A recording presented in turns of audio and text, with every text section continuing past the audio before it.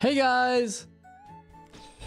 I just realized too, I forgot I muted my desktop audio because I was doing JoJo Lands earlier. I did a nice recording session with Indomitable, and I think that video is going to turn out really well. So, yeah, I did forget to do it. So I was enjoying this music. I thought the music was pretty cool, but you guys couldn't hear it. Yeah, that was on me. Sorry guys, my mistake. But welcome back everyone. Today's been sort of an interesting day for me. I literally sat around doing nothing. I sat around doing nothing before I cough all over the place. So that's kind of funny, you know? Because like this was supposed to be my productive day, but like this past week has just been so busy for me with work and everything that I don't know, I just want to like check out and just kind of disappear, you know? It's just, I don't know, it's just one of those days where you have a list of things to do, you want to be productive, and then you just are not. So yeah. But today I did get some chores done. I did my laundry, so like a good boy. I did what I was supposed to do my house chores, absolutely. So, you know, making sure I clean my room, you know, doing laundry. I took care of some plans because I have some upcoming trips, which, speaking of, I think I mentioned this before. I am going to be taking a break from streaming for a couple of weeks. So yeah, that's happening, and I'm glad it's happening at a time when I'm not blown up yet. I don't have consistently multiple chatters waiting for me to live stream. I'm sort of still in the phase of people will watch me, but it's not like if I miss a couple weeks, it's not like a big hit to my channel, you know what I mean? But plus what, like, the thing I've been working on behind the scenes has been like just making a lot of YouTube videos, pretty much, making sure that that's ready. So even though I may not be streaming, you guys can watch all of these shortened streams, at least starting, I think, from last week up till now. And also on Friday, I'm gonna stream on Friday. We're gonna be cutting those down into sizable chunks and posting them onto YouTube. And that will be like a video per every single day. It's something new that I'm trying, and I just can't wait to see what happens, because it's my first time actually attempting to turn my live stream content into YouTube content. And I think I have a pretty good strategy. Like, I'm not going too crazy with the thumbnails and everything. The video ideas are just me talking about a certain topic and just making that the video. So well, we'll see how it does, but my goal is like, hopefully this will bring in more people into the channel, and then we have more chatters, so it's not just you, Coral. So also, hello, Coral. Welcome back. There's my regular. I love seeing you, Coral. Every time you jump on in, it's great. It's a good time. So yeah, I mean, I just finished wrapping up actually editing. So I finished editing my JoJo Lands video. That one's in the backlog. I have to schedule it. It'll be for when I am sort of away, AFK, if you will, from streaming. So that'll be sort of a, you know, something that will come out within those 2 weeks that I'm gone, or 2 to 3 weeks, I should say. And then I'm also going to be posting, I finished editing a video that's sort of my introduction into doing the shorter videos, like shortened live streams. And then I also did a JoJo Lands recording with Indomitable earlier today. So we're all cut up to JoJo Lands, at least at the moment, until we fall behind again. So those are going to be coming out soon. And don't you worry, Coral. No, you're part of the bunker. You have your own room in the bunker, dude. Like, you have like the dragon lair, you know, the dragon head that opens up. You're fine. Coral, I'm gonna remember you. Even if I become big, don't worry. I have a list of everyone who's been there from the start, so you're good, Coral. I mean, plus you're a fairy tale fan, so I mean, there's that too. It's like, it's pretty hard to like not forget who was there at the very start and who was the biggest Fairy Tail fan. Because it's me and you. No one likes Fairy Tail. I guess a lot more people do, and I do appreciate that. But like, definitely back then when we were watching Fairy Tail, oh no, it was a different anime landscape back then. Oh my goodness. Which, speaking of, I've been seeing a lot of stuff for Anime Expo, because that just happened, I think, over the 4th of July weekend. Unfortunately, I wasn't able to go because for my full-time job, it's customer service related, and we're basically not allowed to take vacations on holidays because that's when we're the busiest. So I can't really leave during holidays. But what I am able to do is when it's like an off season, when there's like no big holidays around, then I'm able to have my vacations. It's just kind of a backwards thing because most people do have holidays off, but for my job specifically, I don't. Oh, how Fairy Tail fans are spread around so minimal. True guild are waiting for us. Yeah. No, and here's the thing. There are two fandoms that have been consistently the most wholesome fandoms in the world. The first one is Fairy Tail, hands down, because we all know what it's like being on the other side saying you're a Fairy Tail fan. There's just shared understanding. Alia, welcome back.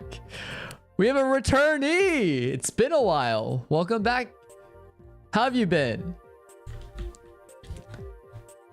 We were just talking about how we're seeing everyone return. Passing by to say hello. It's been a while. Yeah.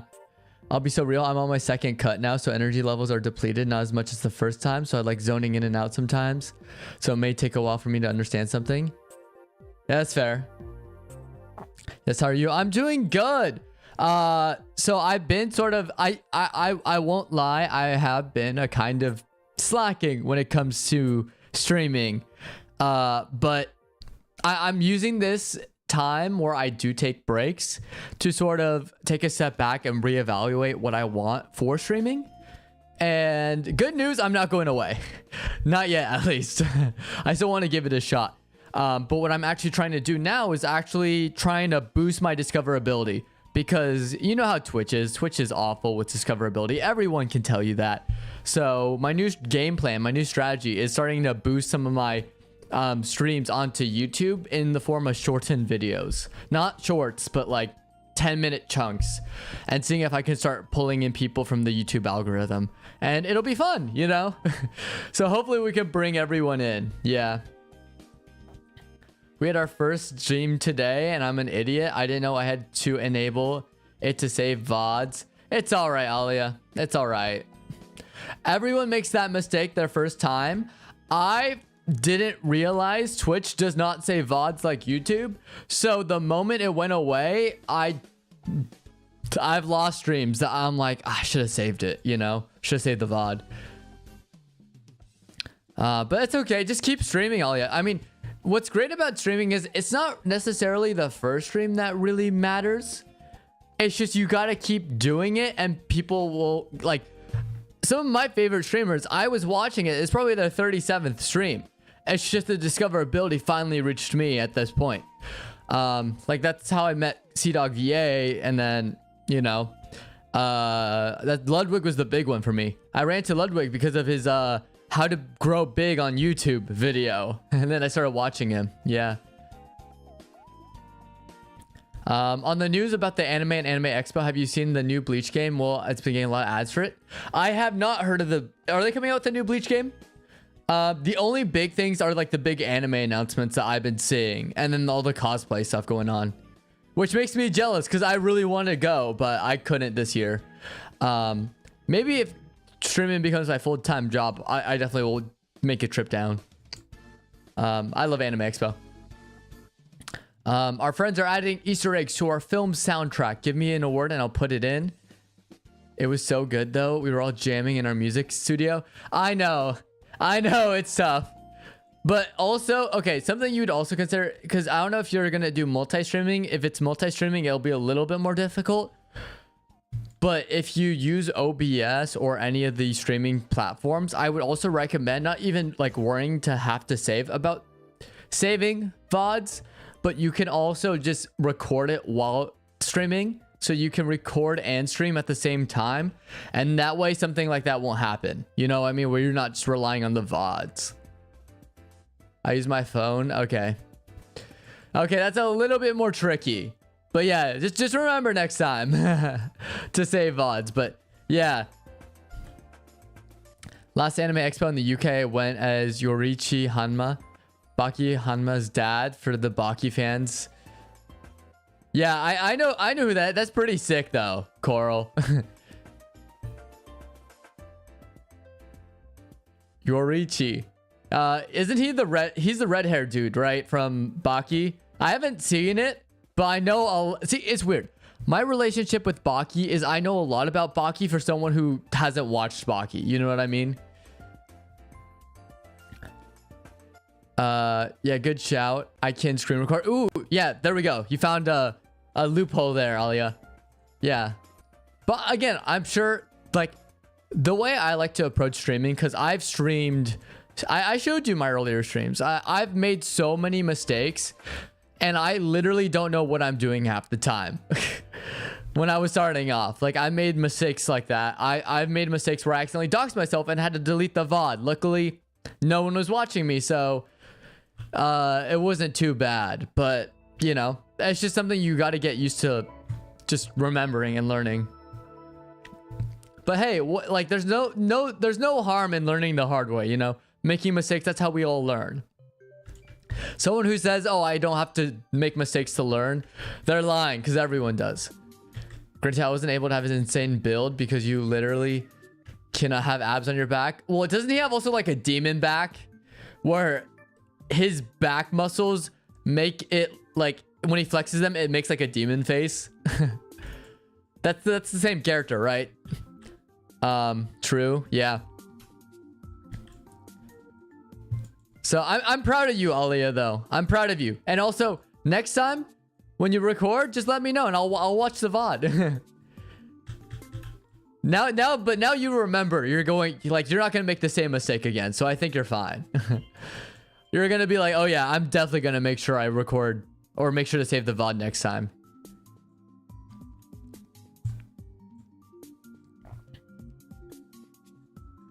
Yeah, cause I'm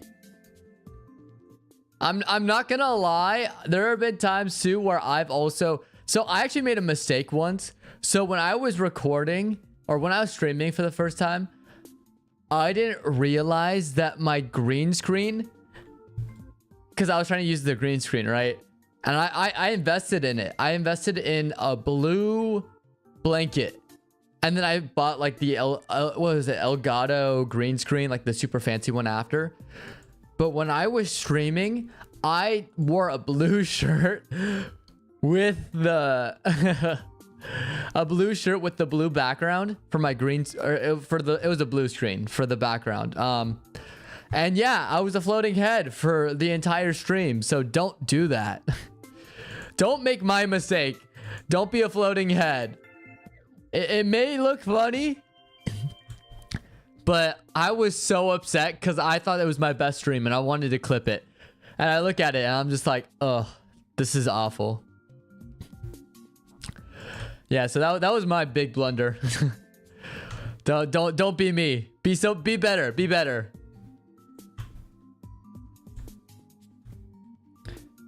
Yeah, I'm definitely doing that. No, I told you. So now you can't do that.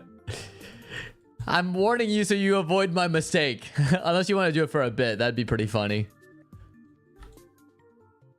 Yeah, the demon back having abs on your back is basically the eyes, Hanma lineage. Although it's not guaranteed. Yeah. Yeah, Baki's a crazy... like, just the tidbits I've seen. I thought JoJo's was insane, which is crazy. Yeah, the whole stream is just my head. That would be funny, Alia. Yeah, a floating egg. I mean, that could be your branding. It'd be like Egghead. And that was a One Piece reference, in case you were wondering.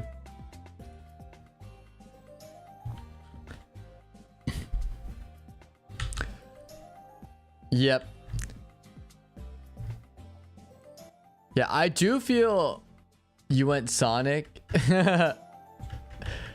Oh no, so you're gonna be, oh yeah, Eggman from Sonic. There we go. Yeah. I forgot, Alia, for a quick sec, you were a big Sonic fan too. Yeah, you will be Eggman.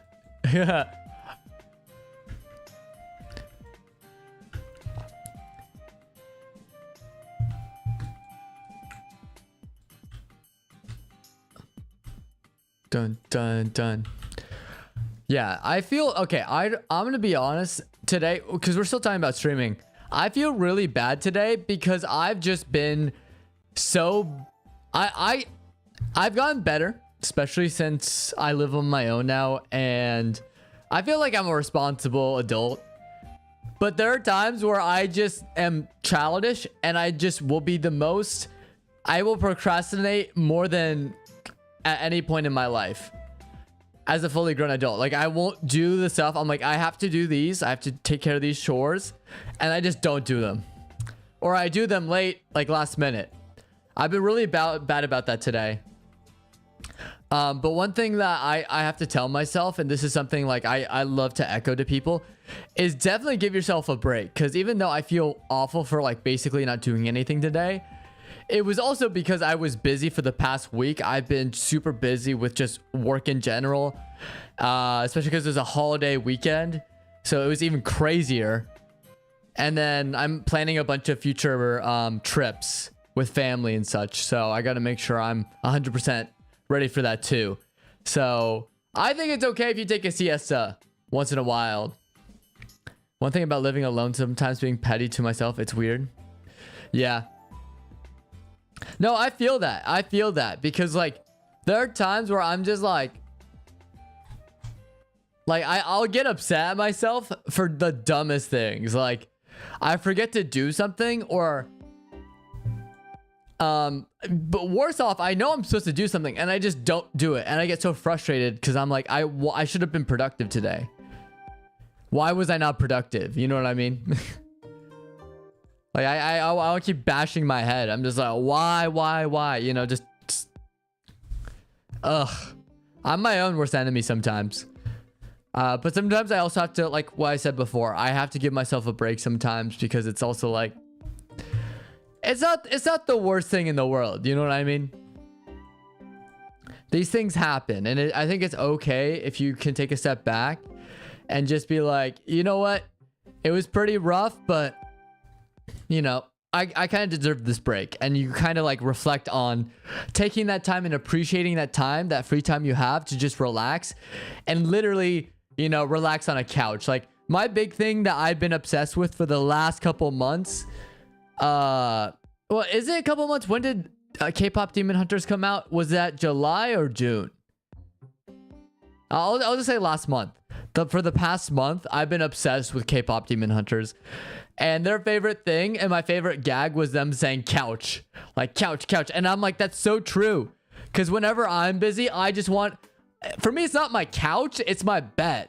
Because I don't have a couch. Because I'm still in the process of moving it. Which, again, is me procrastinating. Even though I've been here for a couple months in my new place. Oh my gosh. Like... My bed has been my sanctuary. I literally just don't even get under the covers. I just lay on my bed. Either like belly down, like a seal, you know, on the beach. Like I'm a seal, or I'm on my back and I'm just lounging around. It's bad. Like I like to imagine myself as the sloth. When I'm on my back, instead of hanging on a branch, I'm just sprawled out, you know? Like I'm sunbathing on my bed.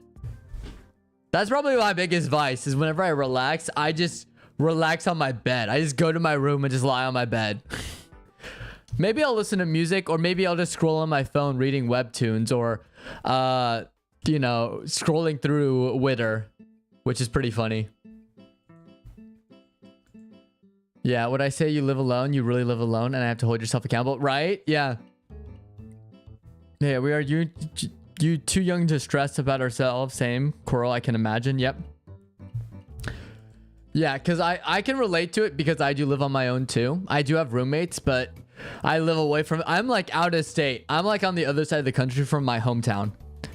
Because I live in Florida now and I'm originally from California. I grew up in California.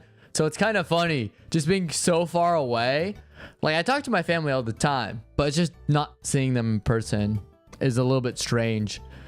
But yeah. No, I get it. I get it when you have to live on your own. But I also, like, here's the thing. My whole thing with just making sure that everyone relaxes, it's not even like everyone should be lazy, because it's not being lazy. I think it's actually very productive, because relaxation does not equal laziness. Because relaxation could also be you're a hard worker and every now and then you need to take a siesta. You need sleep. And by sleeping and taking like it's almost like a cheat meal whenever you work out, right? You're supposed to diet and eat healthy, but every now and then you could just eat junk food like once a week because it's a cheat meal. You know what I mean?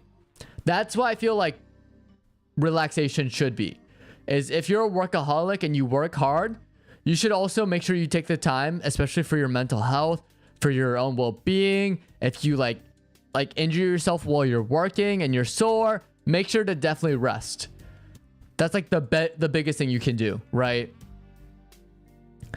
I'm with my family. Us Arabs move out when married.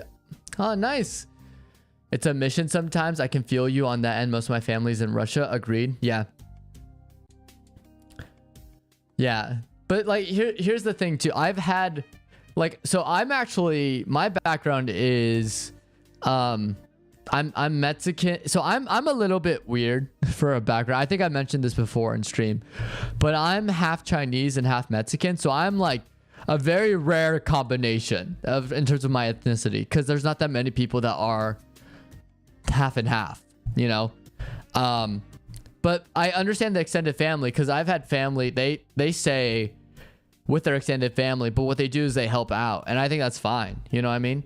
Especially nowadays, I think someone did a study. The biggest expense, at least in the US, it could be the same elsewhere too.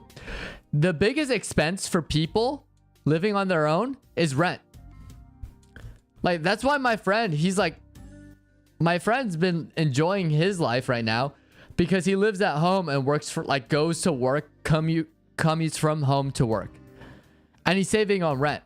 I'm like, that's kind of smart, you know? Because like I have to pay rent, and that's like literally my biggest expense. I could spend so much on eating out, so much on buying things like the figures behind you, because I love anime, you know. But you know, it would still not compare to how much rent is per month, and that's like the craziest thing to me, you know. Yeah, it's the housing market, and especially in California, I know how bad it can be, because for the longest time we've had this awful housing crisis where there was not enough low-income housing, and it's just the expensive housing for like upper middle class families. And so all these families that have lived in these homes for the longest times, and not great areas, mind you, they're not like great, but since everything else around them is more expensive, it's valued much higher. And so they're being forced out of their homes they lived in for decades because the prices are increasing, because they're having a housing shortage. It's kind of sad. So that's why I do prefer Florida a little bit. Florida is a little bit more reasonable with housing prices. And I'm not like drowning in rent. I would be drowning if I still lived in California. But in Florida, what's kind of nice is I actually got a pretty sick deal for my accommodations here. Yeah. My base expense is taxes. Yeah, that's so sad. Can't you own homes? We can own homes. It's just so much more expensive. That's the thing. You can, but also people who really think about getting their own home, they would either, like, there's two scenarios which I've seen. Either they get married and then with their partner they decide to move into a home, or they both live together in an apartment, and then eventually they'll save up money and then buy a home. That's usually what they'll do. Yeah, Dubai, we own our homes and they're concrete. I don't know why I assumed you can't. Well, you can. No, you're fine. I know it's a difference in culture. Like, I don't know anything that happens in Dubai. You know, we're sharing how our experiences are, which is, I think, the cool part about the internet is like the way I live is completely separate to your. Like, my life experience is completely separate just because geographical locations are different, and then different laws and cultures and how we just do things are differently, right? So yeah, so you can own homes. It's just the problem right now is just everything's expensive. Unless you're like in the middle of nowhere. But the problem is if you're in the middle of nowhere, you still need to pay for a home for like bills and stuff and taxes. So you need to find a job. But if you're in the middle of nowhere, there's the nearest shop's probably a huge commute, and that's gonna take up so much gas. Just driving back and forth, you know what I mean? Yeah. It's just California is the most egregious. Yeah, so California, New York, you literally have to, if you want to live in California and you're just starting off, you have to live in a shoebox with roommates. That's how you do it. And that's awful. That's like, I would not wish that upon my worst enemy. That sounds dreadful, but that's what you have to do, you know? So it's just an unfortunate fact of life, I will say.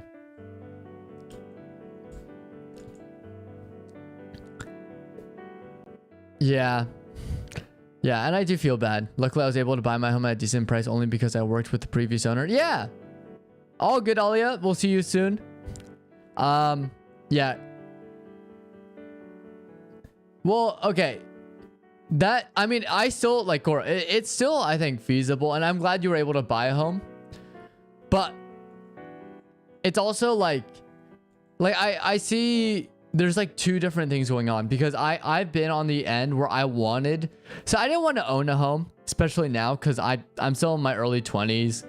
You know, I'm still technically a fresh graduate. You know, I don't consider myself like away from school until I hit 25. Then at that point it'll be a couple years and then I can say, yeah, no, I'm not a fresh graduate anymore, you know, because it's only been a couple of years since graduation. But I just searching for apartments. I was gonna do like a townhouse and live in a townhouse with a couple of roommates. Even that, the down payment was like so freaking expensive. It was insane. So we opted for an apartment, and I don't mind it. Apartment living is actually not the worst thing ever. But yeah, like a home would probably be the best thing. No, but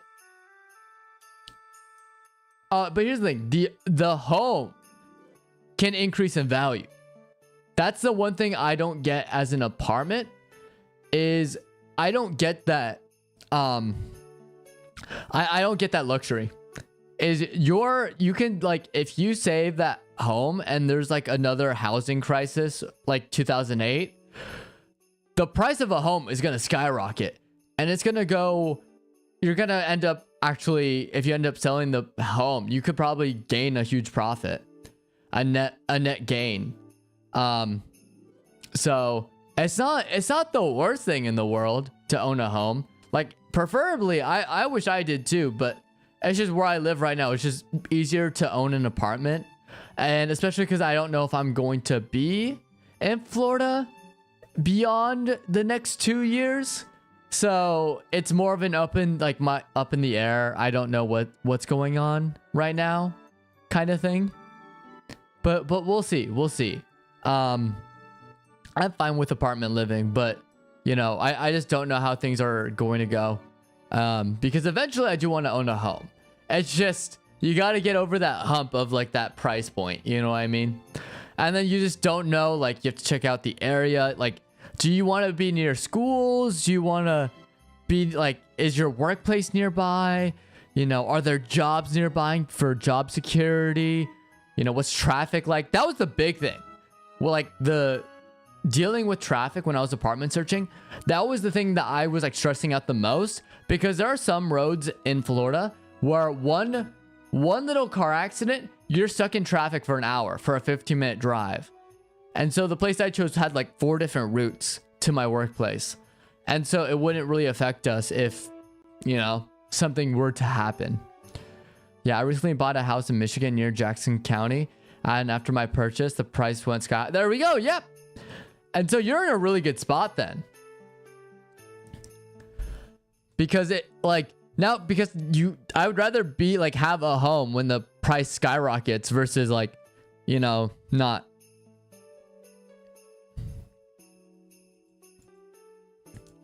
Yeah, I think the one thing is if I had the finances and I was not like, if I didn't have roommates, I would purchase a home. But the problem is I don't have the finances and I have some pretty cool roommates. So I'm like, you know what? It's fine. You know? And plus we have our own rooms.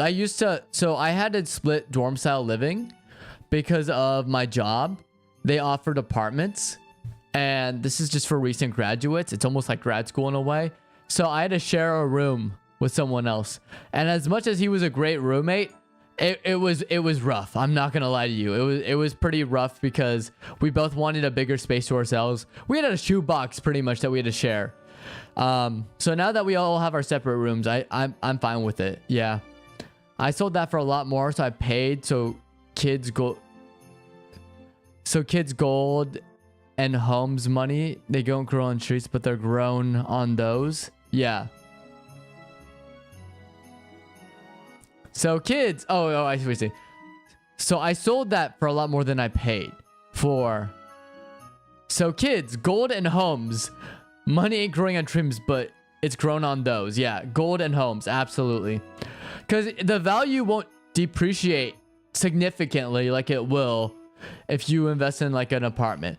That's why like my big thing, and this is what like my parents were sharing with me financially, is they were telling me that I needed to invest and start using credit just so I could build my credit score, because they were telling me about if you just use cash all the time and you don't have like necessarily a credit score, it's going to be much tougher because a lot of like places are going to request credit scores if you want a house or an apartment or whatnot. So not all of them, but some of them. So it's better to build a good credit score, but also you have to build a good credit score, meaning you have to watch what you're doing. You know what I mean? you gotta be very careful. Yeah, mortgages are so vital. You need the credit. Yep, exactly. And it's funny. I've been obsessed. So I've been on. It's also due to streaming too. I've been sort of addicted a little bit more to the internet lately. I did take a break from the internet, and that's just because I got busy with work and I just needed to focus. And then every time I wasn't focusing on work, I was sleeping. I was trying to get as much sleep as possible. But one of my, because I love Kitchen Nightmares. I think Kitchen Nightmares and Hotel Hell are one of my guilty pleasures when it comes to reality television, because it motivated me to cook. Because I looked at all these like awful chefs or arrogant chefs, even worse. And I'm like, I think I could do what they're doing. And then I started cooking more and I realized I could do what they're doing even better than them. So that was pretty funny. But so I know it's a little bit of a tangent, but bringing it back to the whole housing and finances thing. I've been addicted to this guy. I don't know if you've heard of him. His name's Caleb Hammer on YouTube. I've been watching his videos like crazy. Like I've been so addicted to them because it's all about managing your credit. Like he was saying, make a budget sheet, start charting all of your expenses. So I did that and I got to see how my expenses were. And I was just like blown away. I was like, whoa, I spend a lot. Biggest expense too, not on gas. First one was, of course, rent. But the second big one was eating out. I realized how many charges I had just based on eating out. But now that I looked at it, I saw just by cutting back on eating out, like, and this isn't like eating at a fancy restaurant. No, this is like fast food. Like just by cutting back on it, I saved like $400. That's crazy. Wow, this went from anime to financial advice. Well, here's the thing. Yeah, bro, he really bites into them, and rightly so. Yeah, he does. And I think that's what it should be. Anyone who actually values their profession should tear into people that don't like understand what's going on, because that's how you learn. It's a hard lesson to learn, and you have to get it through their thick skulls. Yeah, well, anime to financial advice. Here's the thing. Anime does tie into that, because I love buying figures. And if I want to be someone who wants to buy more figures, I gotta make sure I manage a budget so I can afford more. And I want to buy like some of the more expensive ones too, and like make a true investment in them. So anime, like I've actually seen some people who have been like so addicted to anime, they've spent hundreds on figures when they don't have the money. And I'm like, what are you doing? You know, I'd rather be in a good spot where I can spend money on like a good anime MILF figure and appreciate it for what it is, but also be glad that I budgeted so I'm able to afford it, you know, in the first place. But yeah, Disney Adults are one. Disney Adults one was wild to me, considering their spending and how much they make. Yeah. Well, they're all upper. So a lot of Disney Adults are upper middle class, I believe. That's the bracket, at least right now, to like lower middle class on average. Of course, you have some of the more wealthier people and then some people that aren't as wealthy. But it's just that upper middle class that spends an exorbitant amount. I don't know why that took so much effort to say. To like, you know. But yeah, no. Disney, well, they have merch. And some of their merch, like, you know what their most popular stuff is? It's like that's sold out every time I go onto like the Disney store, like website. It's like the Nightmare Before Christmas sells out like crazy. I remember they had a popcorn bucket they announced that basically sold out instantly, and people were going crazy. And then like anything that has to do with like I think like any limited time event for annual pass holders and stuff, like those will sell pretty quickly. It is my guilty pleasure getting anime figures, but I have a budget for those. Yeah, see, and that's the thing. As long as you budget, there's no issue, right? Like that's how I feel about like myself too. I'm like, as long as like I'm never gonna judge someone based on their hobbies. I think people should be able to do whatever they want on the two conditions. One, it doesn't harm anyone else, and two, it's like something that isn't self-destructive. So, for example, don't do things that can harm someone, right? Don't invest in something that will harm someone. And two, like the anime figure, like don't drown yourself in debt because you want to spend all this money. Or like now the anime games like Genshin Impact, because I play that, you know?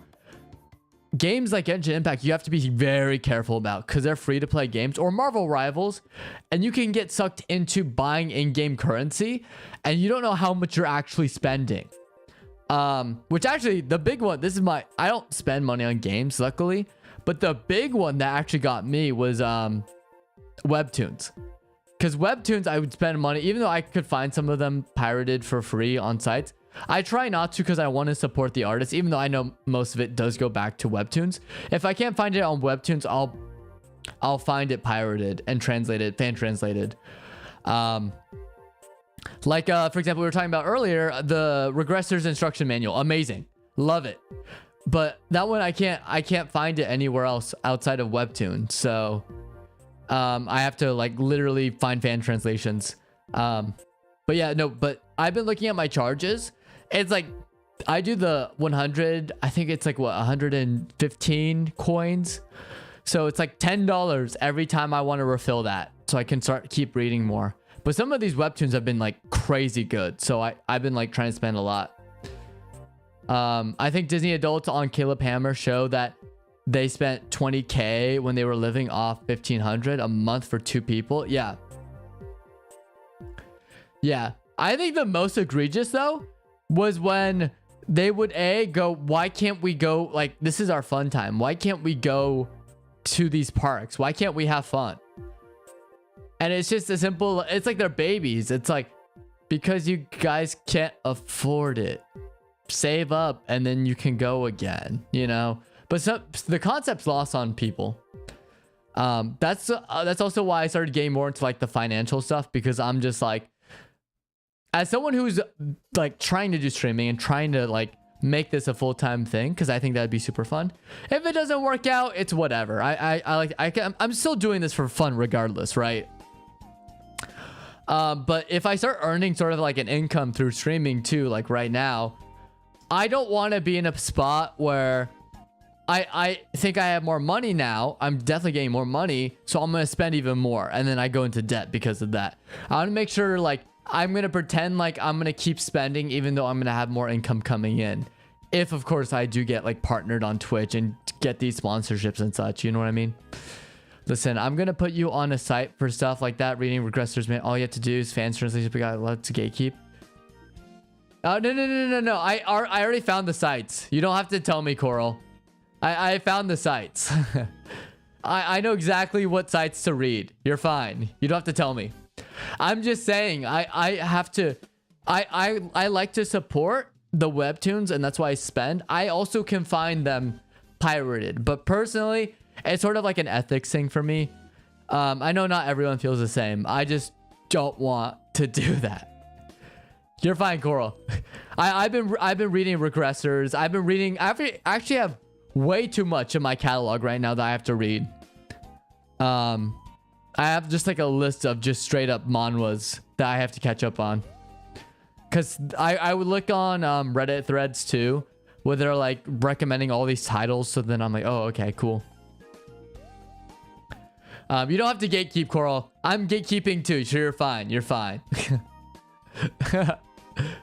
Don't say it on stream. Like if there are lurkers here, I'm not letting them have it. Yeah. It's okay. It's okay. I think we probably are thinking of the same site too. But yeah, no. I think honestly, yeah, I also usually go to their Discords and leave a donation there instead, so they actually get a lot more of it than the site, most of it. That's actually really smart. That actually, okay, Coral, I think you were cooking here. Yeah. That actually is really smart. Maybe I should start doing that.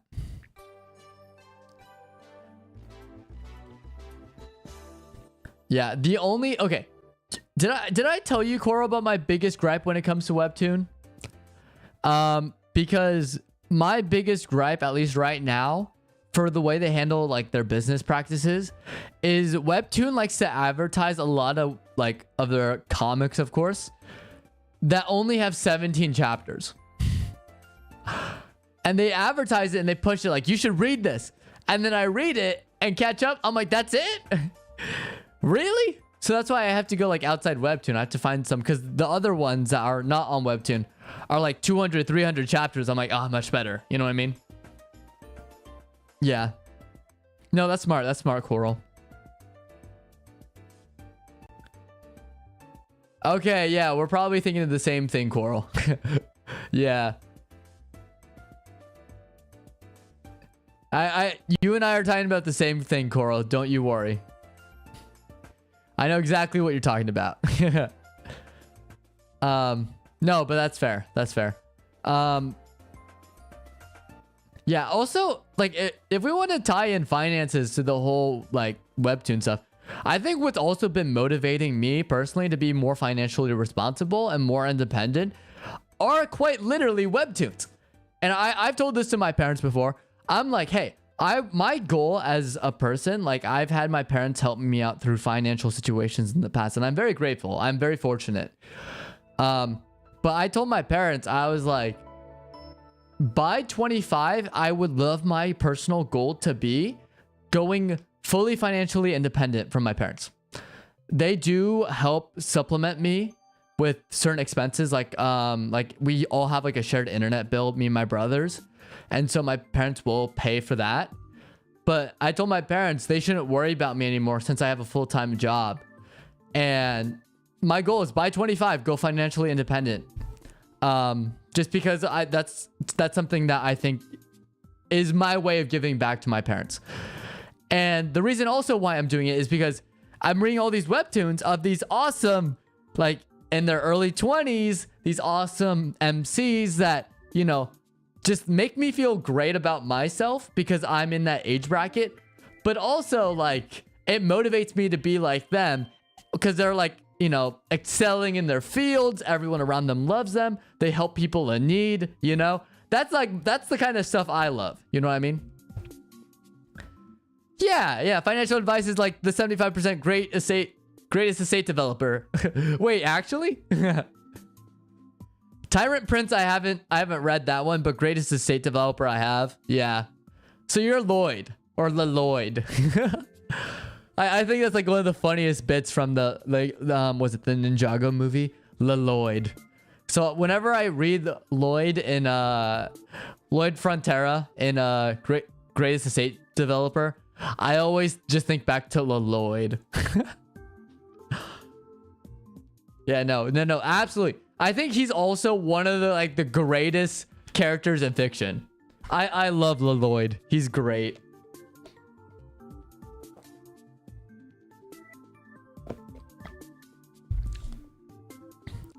Yeah, essentially my element power is green. Yes. Well, green is a cool color. And also, like, green represents a lot of, like, the symbolism behind the color green because, you know, I studied film at university. That was my thing. And so I'm technically like an art student, I guess. But we went over like color theory before, what color means, like just looking at everything through that perspective. Green means a lot. Green, of course, can mean like nature. It could mean greenery, like plant, like what is it? Vegetation, but also could represent ideas like birth, you know, the start of something new, youthfulness, you know. And that's why I do like the color green too, because it also has like, since it's on the spectrum on the side of blue, it has this calming effect when you look at it. Versus like something like red, evokes a different type of response, a more abrasive response. While blue and green are like sort of those cool colors. You know what I mean? Yeah, no, green's a good color. I don't know. I've always been split when it comes to like my favorite colors. I mean, I'm wearing all blue right now because I love my Mega Man shirt. But if I had to pick between my favorite colors, it'd probably be a tie between blue, red, and green. Just because they very much have this effect whenever I'm reading webtoons and whatnot or watching films. You know, they invoke a certain emotion out of people. I love studying it and like looking into that. You know what I mean? So yeah. I don't know. Okay. Here's the funny thing about Greatest Estate Developer 2. I just love Lloyd because Lloyd, I don't know how we did it. But the Giga Chad himself has managed to capture the heart of the queen, and it's actually a wholesome relationship. Your favorite color is brown? Oh, nice. Yeah, well, green and brown, there we go. That's like trees, bark, branches. Brown could also be the color of stone in certain areas. Trying to think what else. Yeah, when I think of brown, I actually think more of like dungeons. You know, you go into like, and I'm not talking about like the fancy dungeons, but like, you know, in like regular fantasy stories, when you go into like, you know, a cave and you see like the dark brown everywhere of dirt and such before you get like attacked by goblins and it's like a goblin den. A rustic brown, not like a poop brown. It's more like it has to be a certain thing for my favorite color. Okay. Yeah, so more of like, so what would be an example of a rustic color then of brown? Would it be like brass? Are you thinking like more like that? Like more like metals, like the brown of metals and such? Like what are you thinking?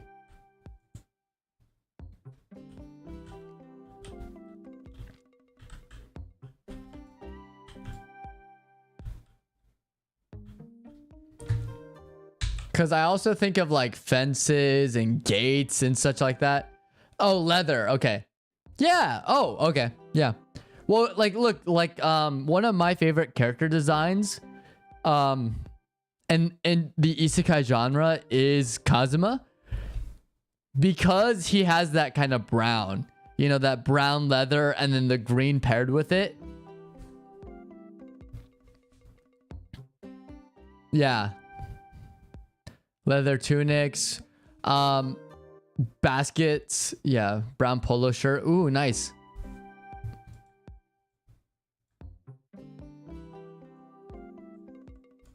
So it's a little bit more of that then, right? Like something you'd see in a museum type of brown. Is that what you're trying to get at?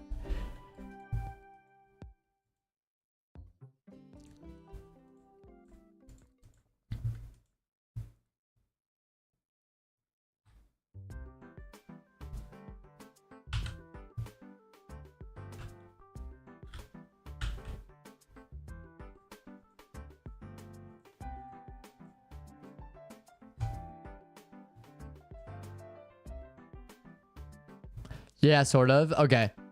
I think I got an understanding of what you're trying to say.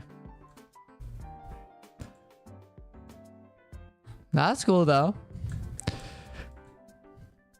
Yeah. Well, what's cool too is I don't really hear people say brown. You know, I mean, in terms of their like favorite color. I usually hear more like reds and blues. So that's cool. Because I really just don't get that. Like, again, it's not a bad thing. It's just like, that makes you unique. That's what's cool. Because everyone else usually would opt for something else then. You know what I mean?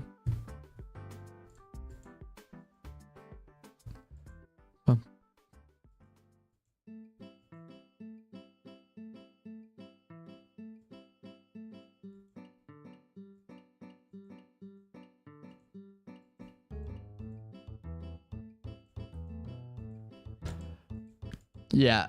I also, okay. Blue has been sort of like a spiral for me right now, because blue has been, I'm reading this really good. I gotta pull it up on Webtoon.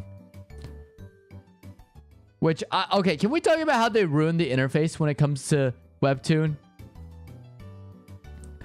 They butchered the site. It used to be so easy to navigate. Now it's just kind of like, really? Oh, and they changed the UI again? What are they doing? Stop messing with the UI. Yeah, but I'm reading this webtoon called Supremely Talented Player. And it's like, even though the cover is red, it's blue. Like there's this blue almost filter to it. Blue look, and I love it. I love like the neon blue. I think it's a beautiful color. Before, I mean, everything with the dirt was brown, mud brown, sort of like a terra color. Yeah. Yeah, and that's like, it's like almost like an armored armored look. You know what I mean? Like padding. Yeah, and it's just like, I don't know. I personally just want, okay. The one thing I do like about Webtoon is I know I'm safe reading it. I know it's a weird thing to say, but some of the sites I read, like the ones you were mentioning before, some of the sites I end up finding like very specific Webtoons on are not on the safest ad sites. And I know I could probably get an ad blocker to avoid all that. You know what I mean? But I just don't want to risk it because I like to read these comics at work. And I don't want to be in like, you know, the break space reading something and then an ad pops up. You know what I mean? Yeah, a nice blue to the color of the blonde hair girls. Oh, yeah. Yeah. I think they mastered the art of like, you want a perfect waifu type, like a perfect waifu in your story. Blonde, blue eyes, you know? That's like stereotypical, like that's literally Saber from Fate, the Fate series, right? You just throw that character like look in any story and boom, you know, you got a hit. You got your generic character in. You know? But personally, I've actually been more of a fan of, so I've been reading some webtoons. I like dark hair characters with green eyes. I think that's really cool. I love when I see character designs like that. I also personally enjoy when it's like a, I love the characters. Favorite one, white hair and gold eyes. Cause that character design goes insane. Cause they look like they look like otherworldly. It's cool.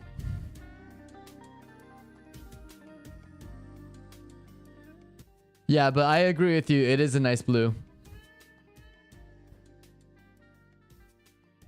Star Embracing Swordmaster, I mentioned this before. I don't remember. I think you did. It's again, I think I put it on my list of ever growing webtoons. I just have to sit down and get into it. That's the only thing. But I have to finish what I'm reading first. That's how I do it, because then I lose track. So what I'll do is I'll read a webtoon to basically the point where it's basically releasing weekly. And then I'll jump ship to another webtoon and start another webtoon and rinse and repeat that process. I'll just keep binge reading it until I get to the end. But I think that's next on my list. Star Embracing Swordmaster. Soul Land, genuinely good and unique art style. Oh, that's good. All right, I'll be sure to check that one out too, Soul Land. Yeah, and then Emperor of Solo Play. That's exactly what I read. Emperor Solo Play. Art was, you never judge a book by its cover, but I feel like a lot of webtoons, you do have to sometimes judge it based on its cover. Because if you look at the art style and you're not digging it, don't read it. You know what I mean? Like, I hate to say it, but don't do that. Don't put yourself through something that you don't enjoy reading. But some of these auto hunting with clones. Well, you know what's something that's funny, Coral? I have it up here right now. My screen is so dirty. Also on my list, and it's on Webtoon too, so that's kind of nice. Yeah, I also, so what sucks about Webtoon is they used to have the average rating score posted on each Webtoon. I don't know what happened, if they still have it and they just hid it and you have to like specifically look for it. But now you can't look at the ratings. And I'm just like, that was the whole point. I'm like, if it's above a 4, like I'm not picky. I would even read down to 3.8. But I would use that as a criteria to know if I wanted to read something or not. You know what I mean? It's like, why do I have to wait? Like, I'll read if it's a 4. And that's most stuff. But still show me the ratings. Don't take away the rating system from me. I don't know if it's like these authors got upset that people were scoring their things lower or review bombed. And then Webtooners' response just took it away for everyone. You know? Yeah, so no, I've been on such a grind with Webtoons. It's been insane. And the one I really want to get into, because I never got a chance to, so I've caught up, or I didn't catch up completely, but I got a decent portion into the Tower of God. I got really far into Tower of God, and then I slowed down, stopped. And then I heard it actually loses and gets way more confusing later on. So I put a pause in it. But the one that I really want to read, especially because the anime let me down severely, is God of High School. Because I know that one. is good because the animation went crazy. The story and the anime started off really strong, and then they lose the sauce with the author on board too. They lose the sauce. It derails. They skip so much content to the point where it's basically unwatchable after a certain point because you don't know what's going on. And then I'm just the fights, I guess, were cool at the end, but like I didn't care. So Tower of God's tough because my biggest gripe with Tower of God, if you thought My Hero Academia was awful for the way they have to balance that many characters in the story, Tower of God, good luck. Because you have the main character, he forms like a squad, and then something happens at the end of season 1. I won't spoil it. They separate, and each of the main central characters forms their own factions. So that's like 5+ people. So it's like a total of like, I think 20, 25 people. They come back together. Then they meet a buttload more of characters. So it ends up being like near like 60 new characters that are all plot relevant. And you're just like, I can't follow along. It's getting confusing. And then you're dealing with like all these like complex themes of like families and clans and warfare. And it's a lot. And the different floors and challenges. You don't know what's going on. Don't watch the anime. The animation was superb, but they butchered the pacing where they skipped a whole portion of this guy who was like sort of like a competitor. And because it's a tournament, it's a fighting tournament. There's a competitor that's supposed to be hugely plot relevant, and there's this big character change with him. He gets introduced when his character change happens at the end. I'm like, you skipped his origin. We don't know who this person is. We don't know why we should care about this guy. And I felt like, you know what it was? It felt like you were watching a 12-episode anime, and you went episode 1, episode 3, episode 5, episode 7. It's like, you're missing an episode, but you're watching it in they're just skipping content. That's why. No, Assassination Classroom is great. Again, it's one of the shows I always recommend because I think I've mentioned this before. It's a beginning to end perfection. There are very small shows. There's a lot of shows that start off great and end horribly. Unfortunately, I hate when that happens because it lets me down. There are shows that are awful or not as great and turn out to be really good later down the line. But very rarely do we get one that is good beginning to end. Assassination Classroom is one of them. And it's the same with Hunter x Hunter. I will argue Hunter x Hunter, Full Metal Alchemist Brotherhood, and shoot, what's another good one? Gurren Lagann. There we go. And Code Geass. Like, just list off. Oh, they're good beginning to end. Yeah, more Fairy Tail, Great Rush. Fairy Tail is a great marathon. The only thing I'm not really the biggest fan of when it comes to Fairy Tail marathons is you do have to get through final season. And I'm not gonna lie to you, I think, and it's not that final season is inherently awful. It's not unwatchable. Because there are plenty of great moments, but it does remind me of a lot of Wano in One Piece, where there's a lot of great moments in final season, and there's a lot of not so great moments in final season. That being said, I still think the last best arc in the original Fairy Tail before 100 Years Quest is definitely the whole demon arc. When they were fighting the demons and they were fighting for the Book of End. That was an amazing arc. I can't believe they had so many like huge like plot twists happening. It was just good. Yeah. But Grand Magic Games is also solid. Yeah. Grand Magic Games is fun. That's why I enjoy it. It's fun, and then it gets super depressing and serious, and then it's like a bittersweet ending. No, that's also a solid arc. Yeah.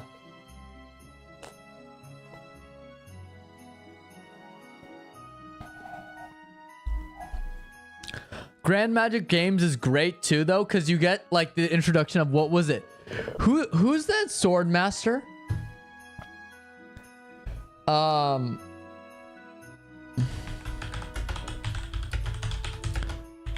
Because you get that fight. Let me look at.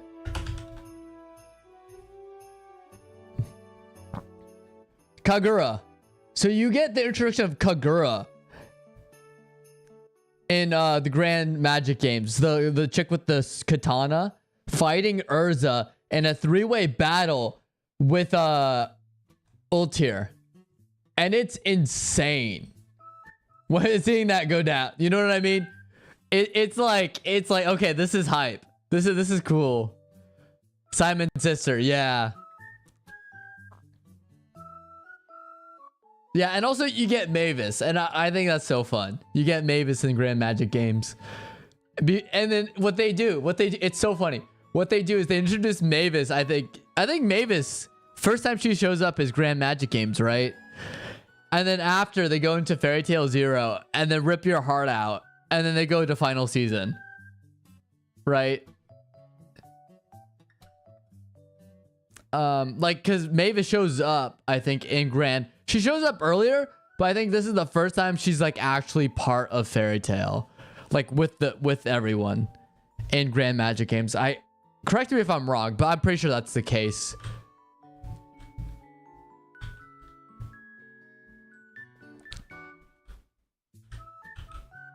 Yeah, Mavis telling Kana the fairy glitter spell is too funny.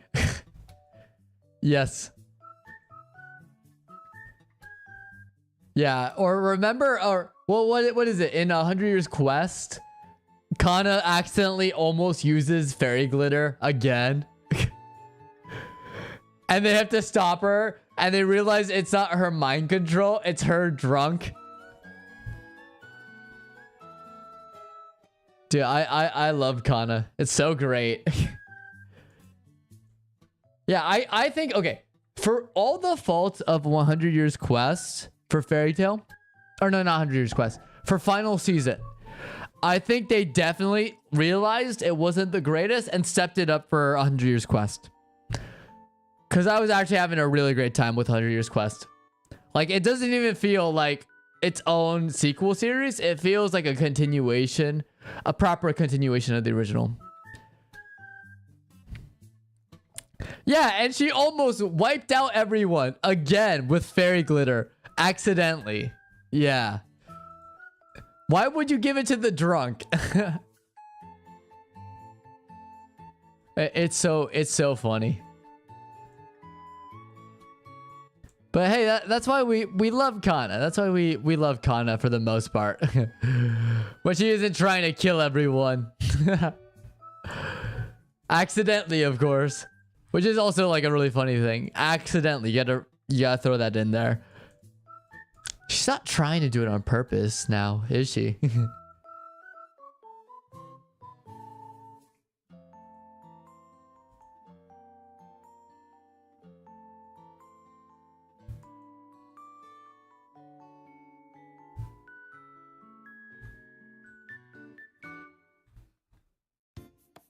You forgot Kana has such a high potency with fairy magic, like Mavis level. Well, yeah, and also it does help that she's Guildart's daughter, right? Like that's also like a main reason why she's like so powerful. Also, I think her magic's just really cool, you know? She can trap people on cards. Like her card magic's actually pretty dope. Yeah, but the fact that what was it? The White Witch brainwashed everyone, and the reason why Kana didn't get brainwashed is because she was drunk, like blacked out drunk. That was so funny. Like, like truly the MVP of everything, if you really think about it.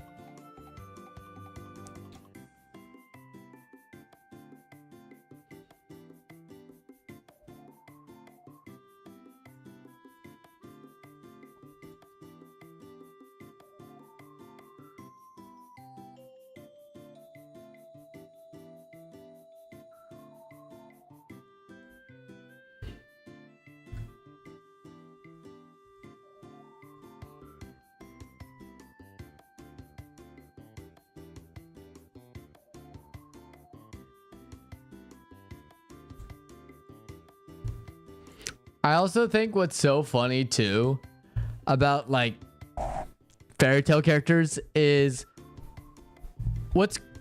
yeah, I'd like to imagine if somehow Gildarts got Dragon Slayer magic, Agnologia would have never set a wing in Magnolia. Really? I mean, okay. I think, here's the thing. Gildarts got nerfed, though. He got nerfed because you're right. He could, if he had stronger magic, he could have easily beaten him. Like, if it was an even playing field, I feel like Gildarts would be able to do it. Agnologia would not stand a chance. The fact that he still kept him at bay with the powers and the mortality that he has is so crazy to me. Also, it reminds me, I just put it up right now. It reminds me also of the final season. Because I said there are like it's ups and downs. Final season does have some pretty banger openings. Like some of my favorites. So even I think Fairy Glitters even showcased in one of them. So I'm looking back on it and I just remember that shot of Agnologia. Yeah. No, he's insanely smart.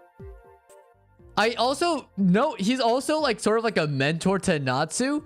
And people like sometimes forget that. I'm like, why do you think Natsu's so strong? Like Gildarts kind of helps him out too from time to time. Like, and helps like spar with him to get stronger. You know what I mean? Also, what's up, Dadude? Sorry, I didn't respond. I saw you're on Twitch. Snow Fairy, it's too goated. Yeah, Snow Fairy's iconic, okay? But here's my hot take. There are only a couple shows out there which every single opening song is a banger. Fairy Tail and Black Clover are two of those shows. I think even I will throw in the argument Full Metal Alchemist Brotherhood too. Has some pretty good openings. Attack on Titan too. But Fairy Tail, Snow Fairy's great. Don't get me wrong. I do like Never End Tale. Never End Tale is great. Well, what's the other ones? Like, I want my like, all of them are great. I do like Final Season, the last opening. Yeah, but no. Snow Fairy's is iconic. It's like, it's to me the same level, like Sword Art Online. Another great example of great openings. It's like what was it? Crossing Starfield. Or Crossing Field.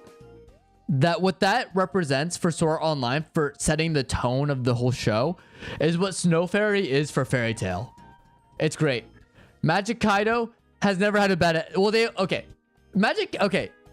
Magic Kaido doesn't have, I'm not gonna say they have bad openings. It's just I don't really count Magic Kaido because it only has 2 openings. What I like is like at least 4 or more. Cause then it's like, oh, it's consistent bangers. You know what I mean? Yeah. And the most obnoxious edgelords in existence, me included, mind you. I loved Kirito with a passion. He was great.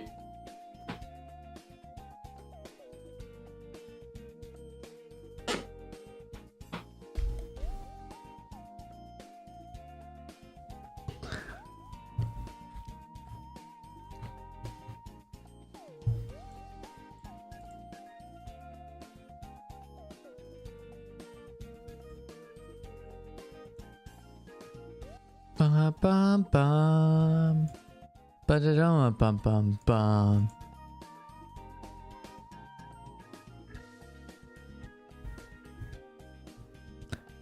Yeah. But no, you're right though. Snow Fairy's goated. I am the Black Swordsman. Same energy as I am the Dark Knight. Gotham needs them both. See, you know what I'm saying, Coral. Same brain cell here. You know what I'm saying. Exactly that. That is a perfect analogy. Yeah, the black, or no, for me, it's not I am the Black Swordsman. It is I'm a beater. You know, a beta tester. You know how cool that sounded? He's like, I don't need you guys. If you're going to make me out to be an enemy, so be it. Because I'm a beater. Like, I thought that was the coolest shit. Like, yeah, looking back on it, yeah, maybe not the coolest thing ever. But, I don't know. I just thought it was funny.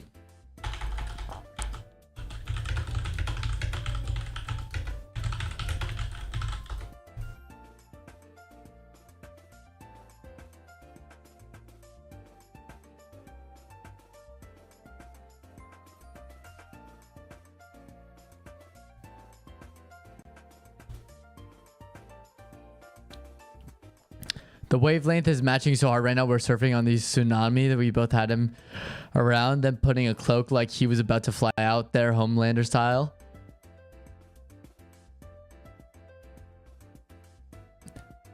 Yeah, and he did. He put up the cloak. He's like, I don't need you guys. Yeah. See, but here's the thing. What I appreciated about Kirito was no simp. Okay, Kirito represented the, like, you know, I am not like everyone else mentality. And it wasn't, yeah, you could say it could have some negative effects, but I'm more solid growing up as, look, I'm not going to be with the masses. And this is how anime fans were back then, by the way, if you remember. We're not like these normies. I'm not going to pretend to hate anime. I love anime. Let's watch anime, you know? That's what it kind of represented for me, at least Kirito. Where it's like, it's okay to be like, to go on your own path and not follow the masses. In Kirito's sense, he did it because he feels like he's better than everyone else. And guess what? He was. He was better. They didn't know what they were doing to clear these video games. He wanted to clear the tower as soon as he can so he could go back home. So... yeah, Kirito was really like, I'm trapped in a video game and let me show you how I have the power of anime and God on my side. And he does have both. Yeah, people were simping for him. He had to ever be their simp. Well, what's the funniest thing to me is even though this man has a harem, you know, technically, he's not one of these perverts like in other anime, which is like the funniest thing to me. He's the most just straight-laced, like, yeah, he may be a plank of wood, but he's my plank of wood. You know what I mean? I just think that's like so funny to me.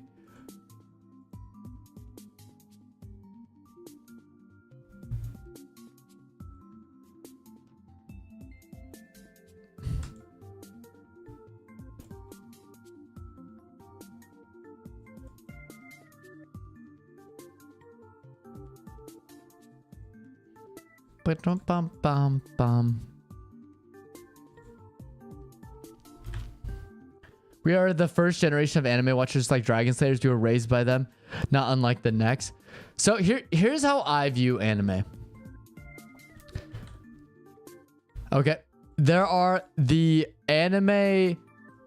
Okay, there are the dragons are the OG anime watchers. The second wave, when it was still weird, but it was brought to the US. I am glad I was a part of that wave when it was gaining traction in the US, but it was still relatively niche. That means we're Dragon Slayers. We were raised by the OG fans and some of the Americans who are fans. This next generation is like the second generation Dragon Slayers. We don't claim them. They're their own thing. Yeah, okay. That's fair. Have you seen Alicization though? I thought Alicization was pretty good until the ending. The ending's kind of wonky. I think Alicization starts off really slow too, but it actually gets interesting. And I don't mind. Okay, I actually don't mind Gun Gale. I like the Gun Gale Death Gun arc. I thought that was pretty cool.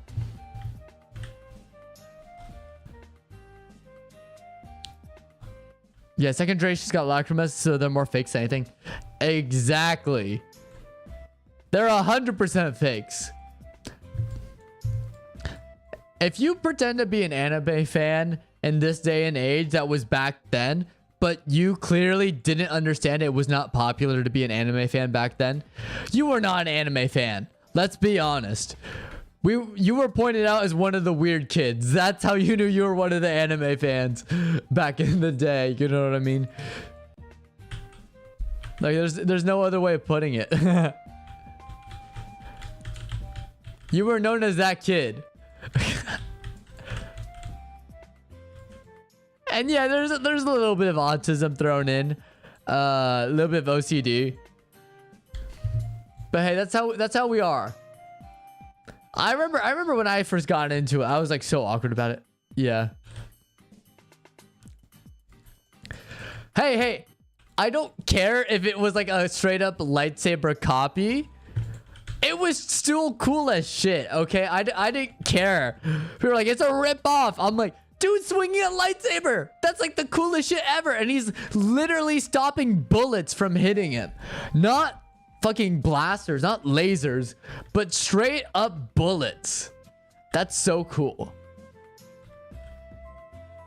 I would totally be 100% Fire Dragon. I would follow in the footsteps of Natsu. 100%. I think Fire Dragon Slayer magic is just so cool. Also, I feel like it'd be a cool dynamic to like ask Natsu for advice to like help train me in that type of magic. What I will say though is I also would not be upset if I had Lucy's magic with the Zodiac keys, because I think the Zodiac keys are pretty cool too. Because they're basically your own summons pretty much, and then you could or like Urza's. I guess any of the main four have pretty cool magic. Like Urza's, you get an armor set. I don't know, that's pretty cool. You know what I mean? What about you? What would you choose, Coral? But I would probably say just Fire Dragon magic. Fire Dragon Slayer magic, I should say.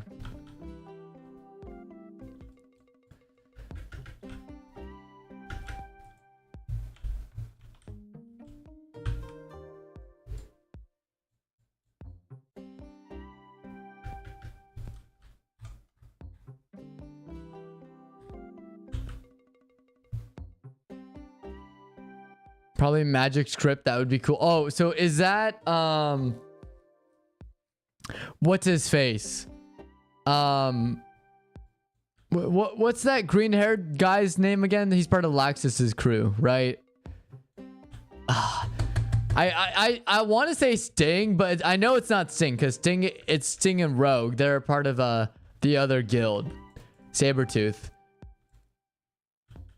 I don't know why I thought it. I don't know, Sting. It's not Sting. I know it's not Sting. Why am I thinking of Sting? But you're talking about the glyphs, right? Here, it's gonna kill me.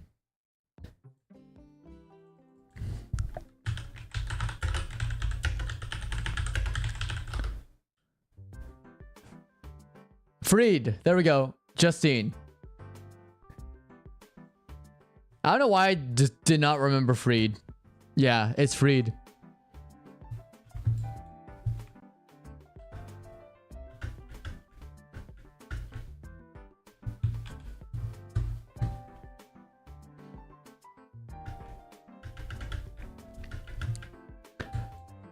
It's such a simple name too. I just don't know why I just don't remember it.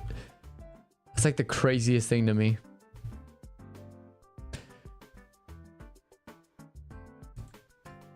I just like, honestly, I just more appreciated how loyal this dude was.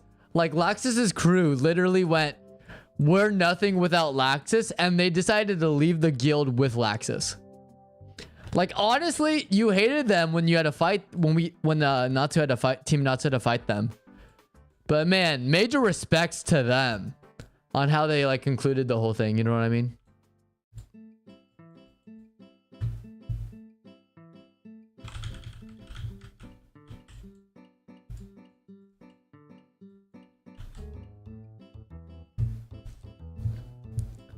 I did also appreciate, I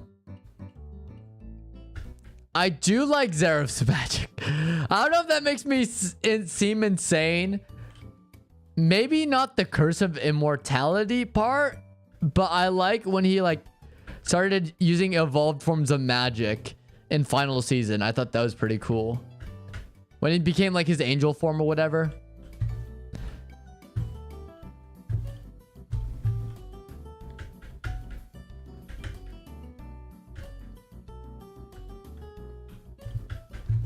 I thought that magic was pretty cool. Gajeel. Oh, I forgot about Gajeel. Gajeel is pretty cool too.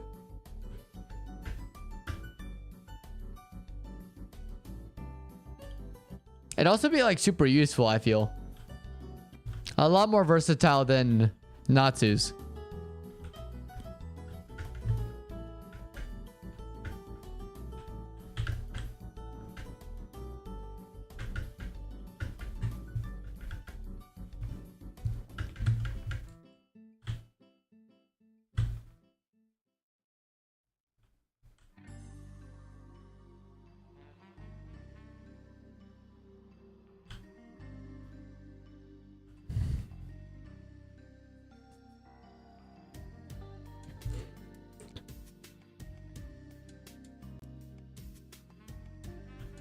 Yeah, that's fine.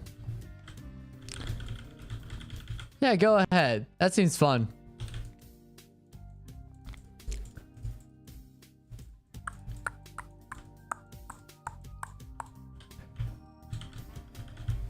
By the way, while we have this little pause, I've been really vibing to the soundtrack. So I found this thing. It's called Nintendo Relax Music, which is very fitting for the theme of today's stream.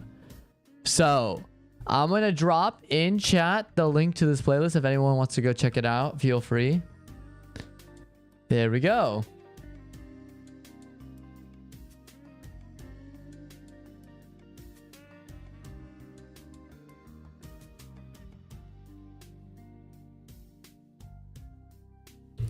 Chat tooltips.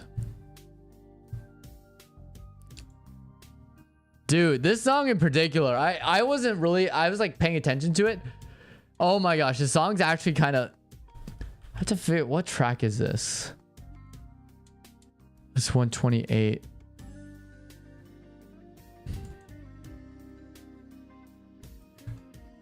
They don't have the tracks listed.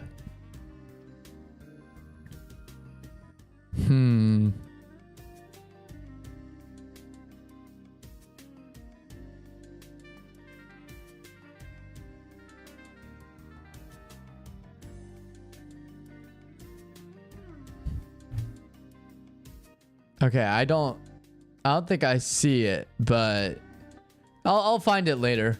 But go check it out. It's pretty cool. What magic would be best for? Yeah, soundtracks, very vibes. Yeah, again, I would still say I would still say Fire Dragon magic. Or Fire Dragon Slayer magic. I forget the Slayer part. Dragon Slayer magic. There we go.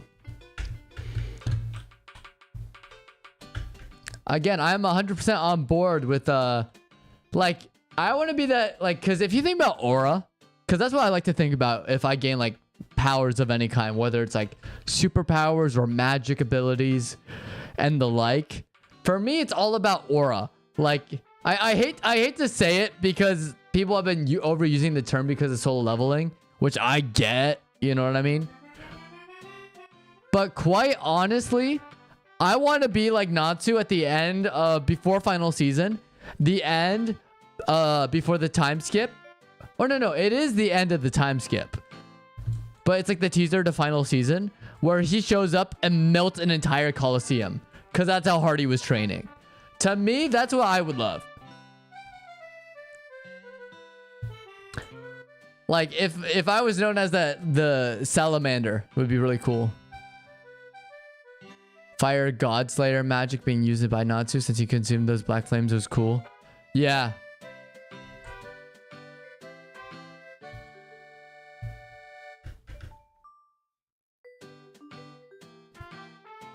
That would be cool.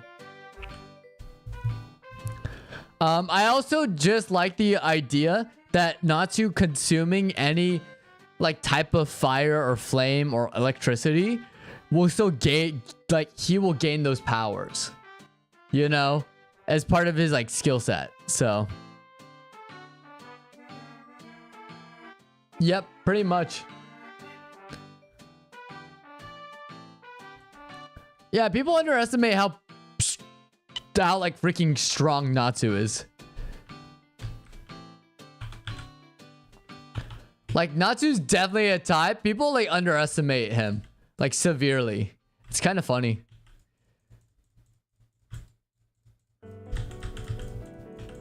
Like, the man went toe-to-toe with, what was it? The wood dragon god and won.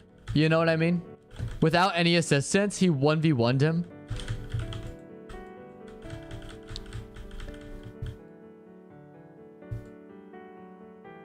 I have not seen his new form. Wait, which form are you talking about? Are you talking? I haven't seen entirely his new form because I've just got to the moon dragon god and I stopped because I wanted to wait till more episodes came out. But if you're talking about the form he got from his half brother, then yeah, I have seen that when he has to eat the fire dragon god's flames, and then he like goes insane, berserker mode. Does he have like a new form later on? Or is that the one you're talking about?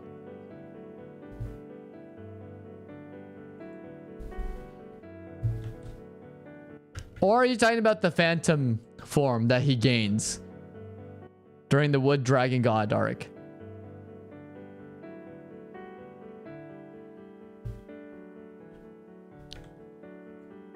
Okay, no worries. Like, I'm sure he was gonna gain new forms because he needs to beat his half brother, and he's already like insanely broken. You know what I mean? So yeah, I have to catch up now. That's all that means, because I know I fell behind. It's like One Piece. I'm like, now I'm far behind. Now like everyone's like watching it, and now my friend who just started One Piece years after me is now caught up, and I'm behind now on One Piece. So I get it. Is it a cool form though? Is it a cool form? I want to know. Just tell me if it's cool or not, because it probably is, right?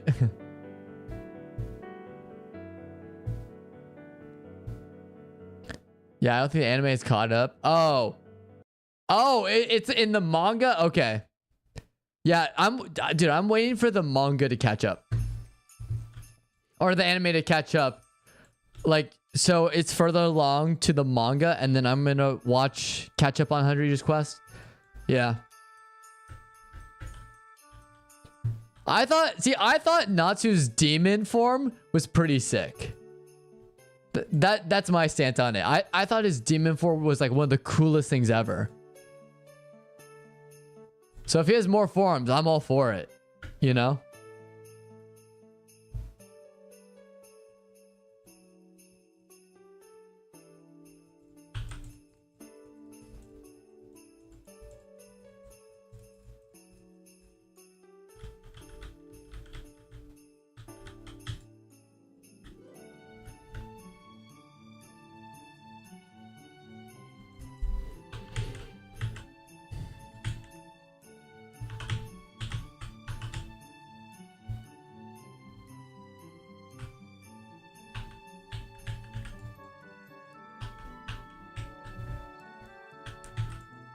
Yeah, and then the half dragon form, yeah.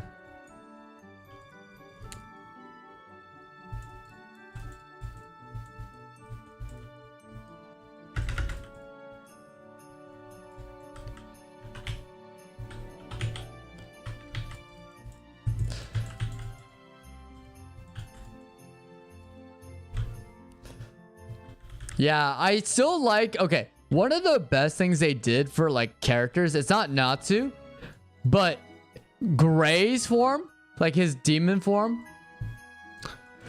like him meeting his father and gaining demon form is like genuinely one of the coolest things they've done too.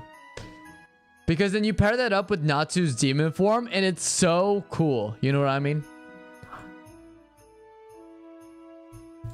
Genuinely one of the coolest things ever.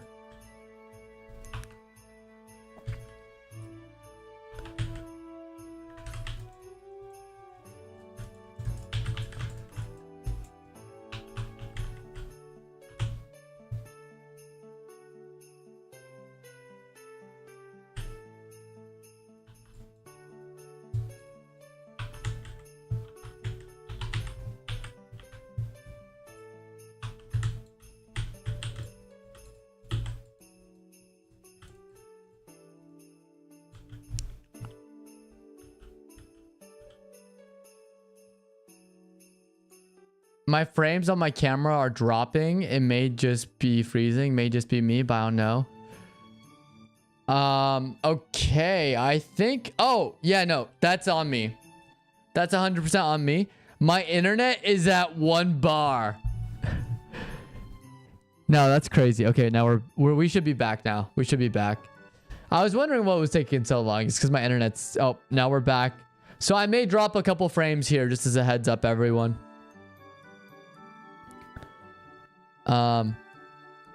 The contrast of demon form and demon slayer form was really cool, and how the form was slowly corrupting Gray. Yeah, well, both of them got unhinged, and it was only because of Urza that they were able to stop, right?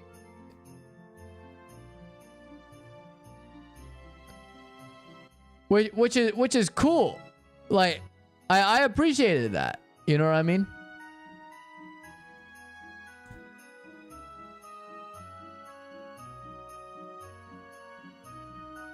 No, you're fine. You're fine. It's mine. Okay, my internet is like a hit or miss. I'm not gonna lie. So sometimes it will be absolutely fantastic, streaming perfect quality every single time.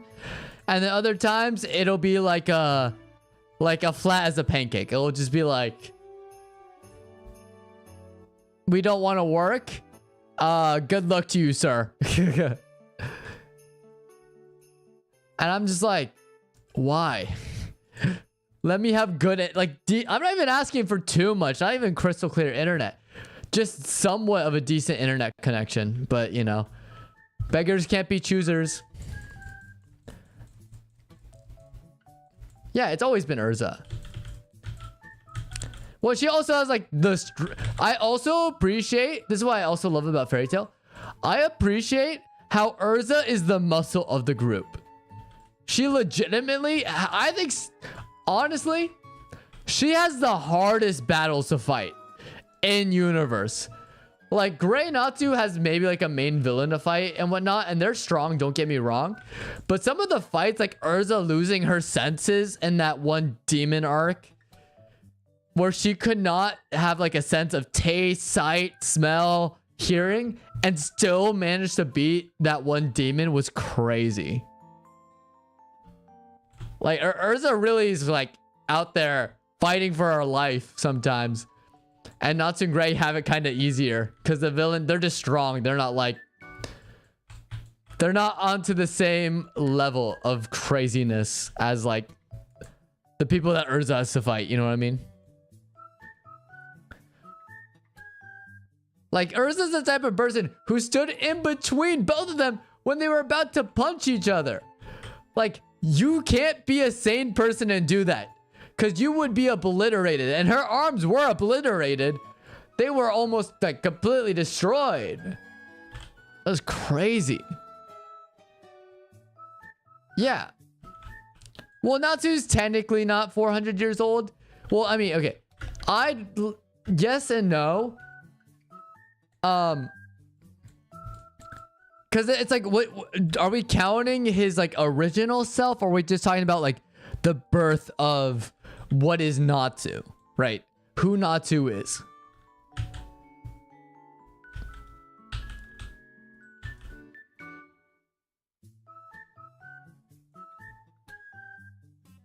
Yeah, I'll take 100 of them is insane. Well, also Ursa's the type of character who literally has to have armored forms based on who she fights. So yeah, no, Ursa's butt. I think Ursa, honestly, like she's probably like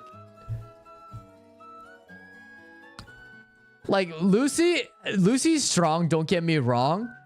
I think Ursa is one of the strongest characters in verse for Fairy Tail. Just because, and she was for the longest time too, and Natsu just surpassed her, right? Yeah. Yeah, even with his birth, remember they went through into the gate 400 years later, so all dragons were raised by dragons are 400. Yeah. I mean, I guess. Yeah. Time is so weird within the Fairy Tail universe. I have to remember. Yeah. Yeah. Well, what's funny too is they actually do give Ursa like a proper romance too, and actual characterization. And this is where I hate people shitting on Fairy Tail, because it's like you have people with Naruto profile pics saying, "Oh, Ursa sucks. It's just fan service." And I'm like, what the fuck did Sakura do? Versus Ursa, what the fuck did Sakura do? Because I'm gonna be honest, I didn't see her on the same level as Naruto and Sasuke. No. Ursa is on, I would say Ursa is even stronger than Gray. Now, debate, is Ursa stronger than Natsu? Depends on what their powers are at the certain point in time and how they're feeling. But Ursa, I would say, and Natsu are neck and neck. They both pass each other in terms of strength. And I think that's dope. That, you know, the fact that Ursa is stronger than her I won't say boyfriend, but pretty much boyfriend, Jalal, is so funny to me too. Yeah. Yeah, her first true love, Strawberry Kick, and yes, Sakura was fangirling the entire time it was Naruto and Sasuke show. Yeah. Well, you just don't have, like, usually with these, like, shows, with the trios, like, the other two characters, if it's, like, a trio of, like, two guys and a girl, the girl is not as strong as the two male leads. But Fairy Tail is weird because Ursa is. It's crazy.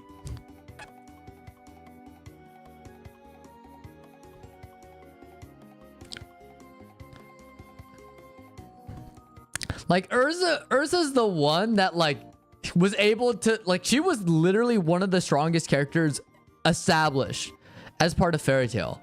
That just goes to show how strong she is. Yeah, I would say, okay, how would you rank the strength of Team Natsu?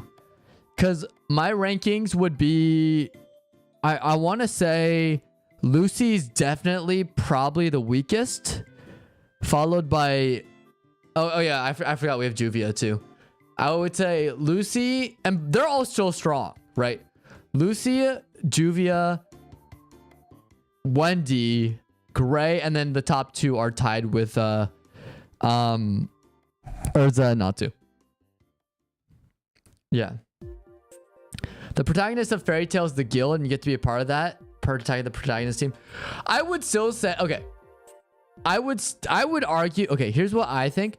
The protagonist of Fairy Tail is Lucy. However, there isn't a main character, there are central characters. It's just Lucy's the protagonist because she is the one who is telling the story and bringing us into the world of Fairy Tail, and she's the glue that holds the guild together.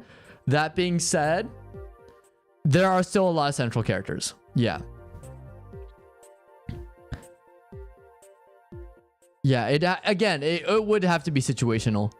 I would still say Natsu and Urza would be on the top of Team Natsu.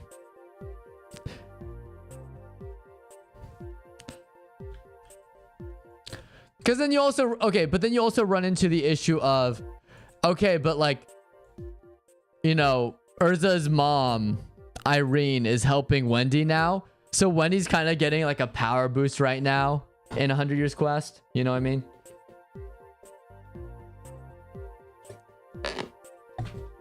So it's a little bit harder to calculate.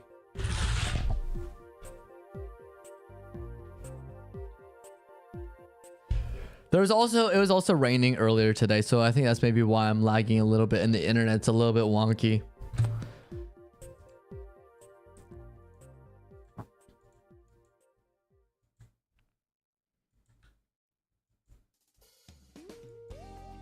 Burn, burn. Burn, burn, burn, burn, burn. Burn, burn, burn. Yeah, because push comes to shove, Lucy breaks the key and uses Spirit King without... Oh, yeah, okay. I did forget about that. Yeah, no, Spirit King's kind of broken there.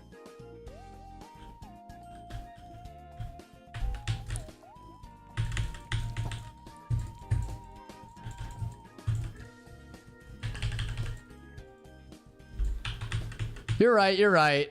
I did forget about that tidbit of information. And then Gray, of course, is demon form.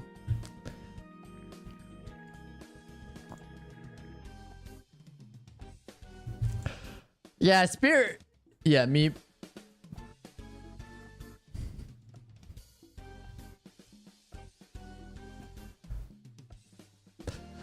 Me personally, one person who got stronger without the means and has maintained a good level of respite is Gajeel. Well, Gajeel to me is the dark horse of Fairy Tail. And I don't mean that like as in like he wasn't supposed to be popular. I understand why he was popular. But Gajeel literally became that, he became the shadow of the Fairy Tail universe almost, where he's more of an antagonistic force almost. And then he gained so much popularity because he like one, the fact that he decided to join up with Fairy Tail was like such a smart move, story wise, but also his like relationship with the characters and then eventually forming a relationship with Levi. It was all good. Like it was great.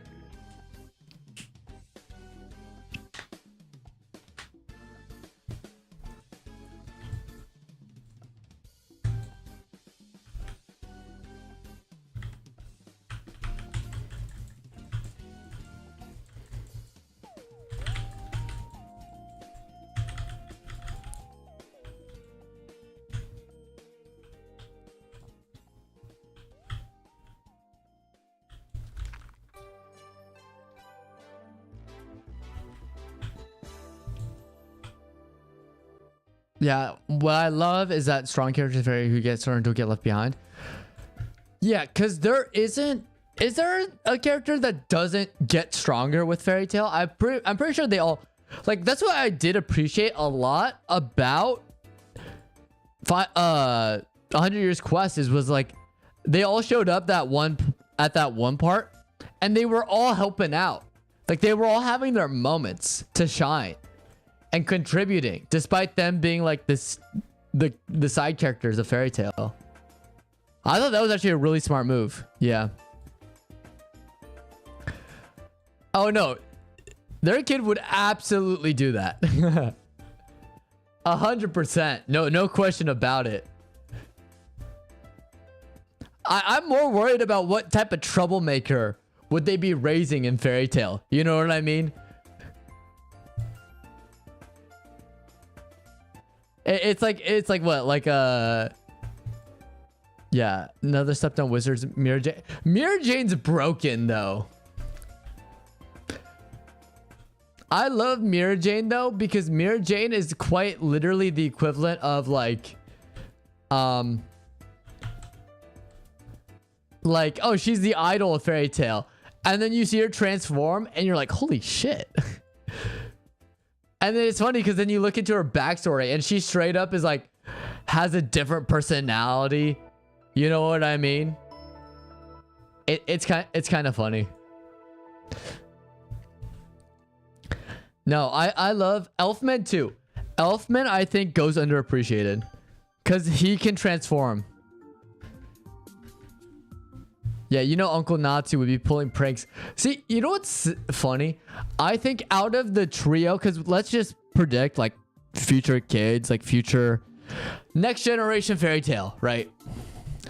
I think Natsu and Lucy's kid are, and well, what is it? Gagio and Levy's are gonna be the most chaotic. I think was it Juvia's and Gray's kid will be a troublemaker, but not to that level. The most behaved definitely will be Urza's and Jalal's kid. Mira Jane in the Grand Magic Games when they had to pose off was insane. Yeah. Yeah. Yeah, don't mess with Mira Jane. She will beat you in any competition, whether it comes to like fashion or a straight up beat down. You know what I mean? She's just built different.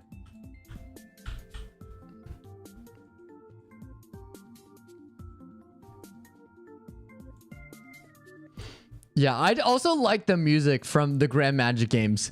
Like the opening, where it's just everyone vibing, having a blast. I don't know, I like the vibe. It's great.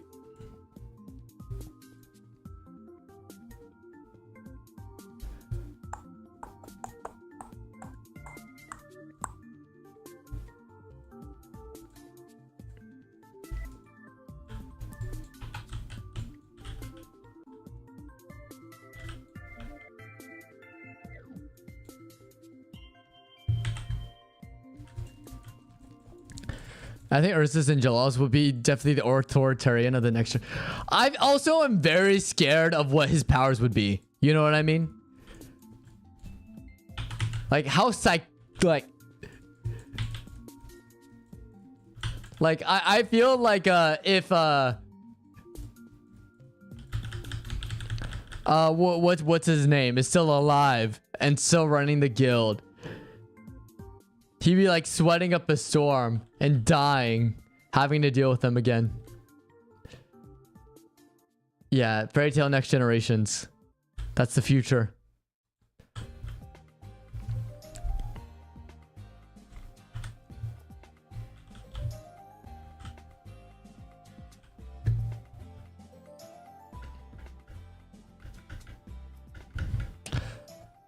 We did see a little bit of it though. You can't lie. We did see a little bit of it in Edelas, right? We did get a little glimpse into it, and I thought it was funny when what is it? Gray's and Natsu's kid started flirting and they both went, no, hell no. I thought that was so funny.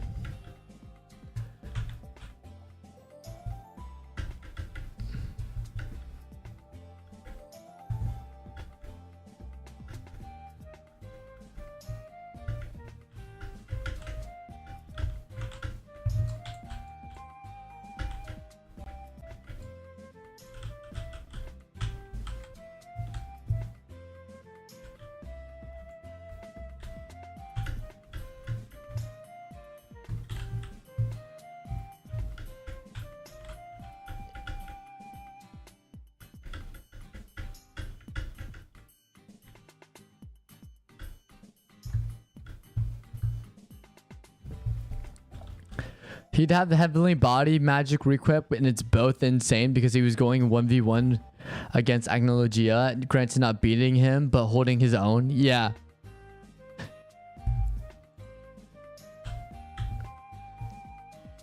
No, it's gonna be insane. Yeah, it was hilarious. You know that Natsu would tell his kid to beat the hell out of Gray's kids, vice versa. Yeah.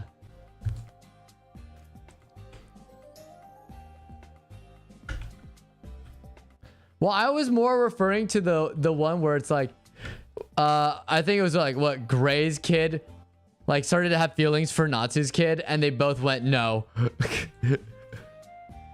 Stay away! Don't do it!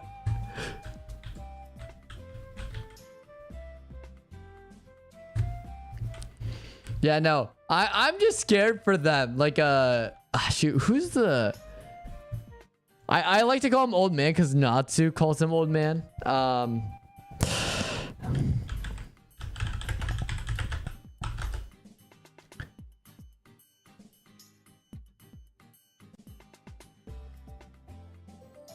Makarov, there we go.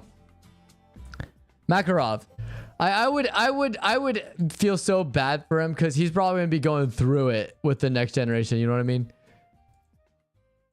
Like I feel like he would be dying.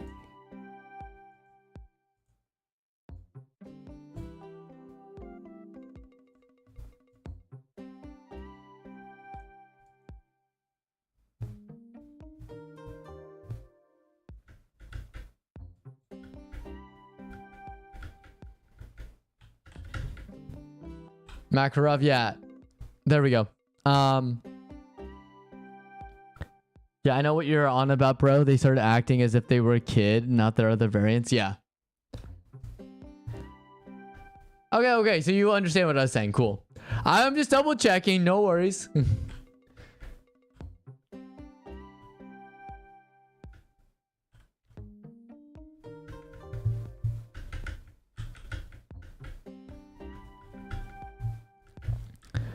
Yeah, I wonder who, I do feel bad though. So Lizana, right? Which is Mira Jane's sister. And in my opinion, the actual love interest of Natsu. I feel so bad for her personally in the story. This is like the only kind of gripe I have with Fairy Tail when it comes to relationships. Is I kind of wanted both of them to end up because they had such a sweet story together. And then, of course, Lucy comes into the fold. And then Lizana comes back. But she's sidelined. Yeah, if he's still the leader with the next generation, you give up, like, bros. Yeah, I know, right? I already deal with your dads. Not to deal with you guys. That'd be so funny.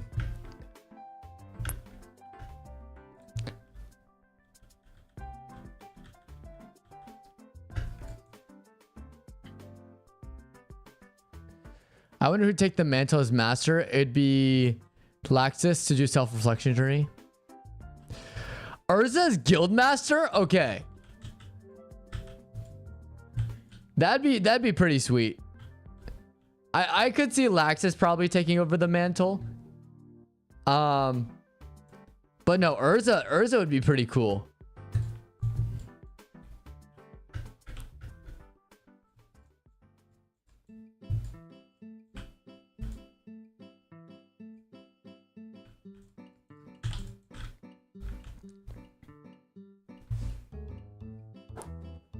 I'm trying to think of who else. I mean, Natsu would be fun. I don't think Natsu would be able to run a guild though.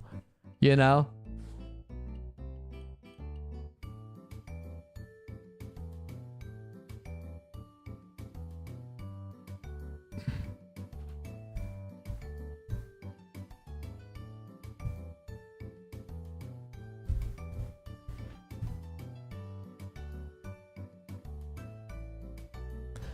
It's like going to the same school as your parents. The teacher who taught them knows how you because of how bad your parents are. Yeah. Or better yet, you know, the older sibling thing where it's like, are you this person's brother? Younger brother? And then you're like, yeah. And they're like, oh, it's you. Like, you're like, uh-oh.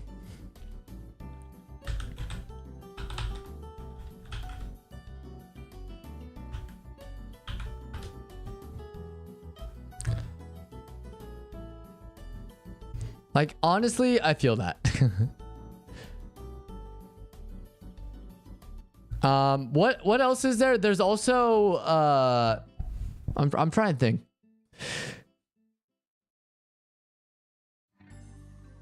It was okay. You know what was really tragic? Mavis's and Zeref. I don't know why I blanked on Zeref's name. Their poor kid, which that was such a... that was a cool fake out. When you... So like, there was like, oh, the one person... Oh, that's probably their son, right? No. It was the other guy. The old man was their son. Seeing his fate? Oh my gosh. Dude. That was crazy. I would like to say guild arts, but it'd be Natsu's situation. I don't think he could run a guild properly. Yeah, I don't think he would want to either. I think he does not have the desire. I feel like Urza would...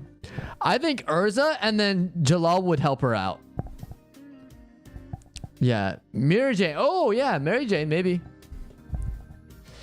I could see Mary Jane if Urza wants to go out with Team Natsu and still go out and adventure or retire with Jalal. You know what I mean? Yeah, August. Yeah. Dude, August, that was... Oh. And then you saw them. You saw them in his dream sequence when Natsu became like a soul. He died and gained like that spirit form, you know? You saw him as like a younger kid and you're just like, what could have been? And you're just like, dude. And the fact that he said he was neglected from his parents, I'm like, that's crazy.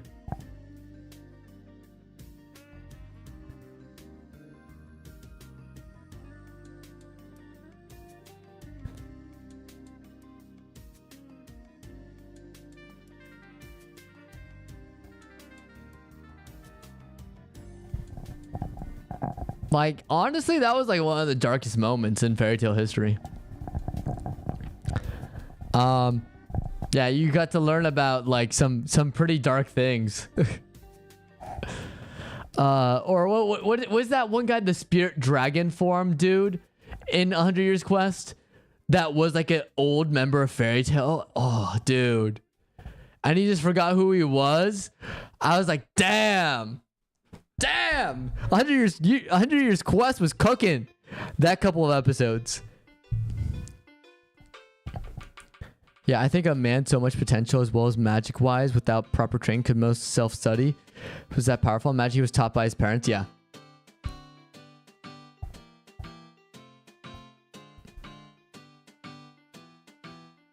Yeah. Both his parents with their insane magic abilities, right? It just sucks that Zeref's just a bad father. And then Mavis is like, you know, non-existent at this point in time, right? Because she quote unquote dies, but not really. You know what I mean?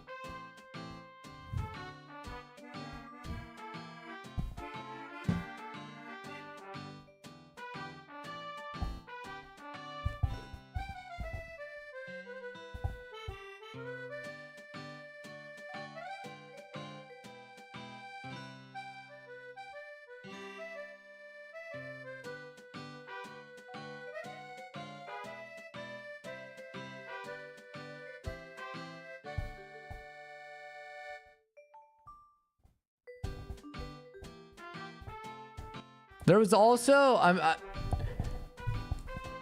do you remember that one guy that like straight up? Well, what was it? The tornado dude, the sand dude.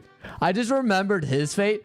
This guy literally goes to war, gets his butt kicked by Natsu, and then in the time skip for 100 Years Quest, he's now the ruler of like the nation.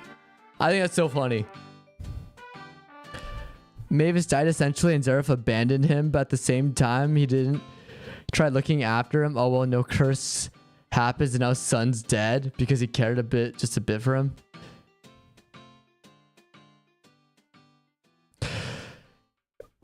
Yeah, but like, okay, but he's still okay. I get it's a little bit more complicated with Zeref's situation, right? Again, it's more of a tragedy that just, you know, just happens, and it sucks that Zeref's curse, you know, kills people.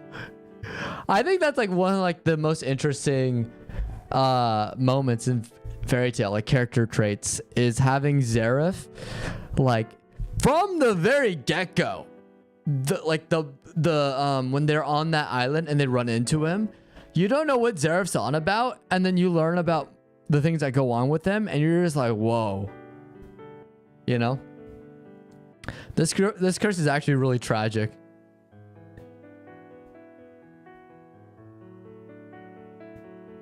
And then Mavis dies again with him at the very end.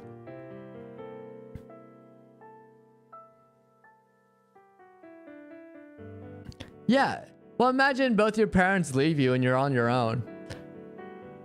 And they would have been great parents, but the problem is this, like what you're saying, the situation's a little bit more complicated than that. You know what I mean?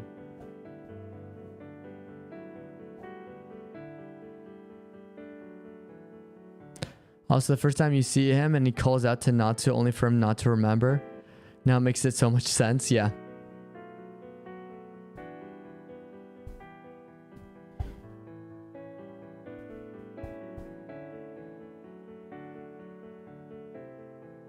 The Mavis the only maid to die like 2 to 3 times. Yeah, Mavis died a lot. Despite being one of the most innocent looking characters in Fairy Tail, I think it's so funny. Mavis just keeps on dying.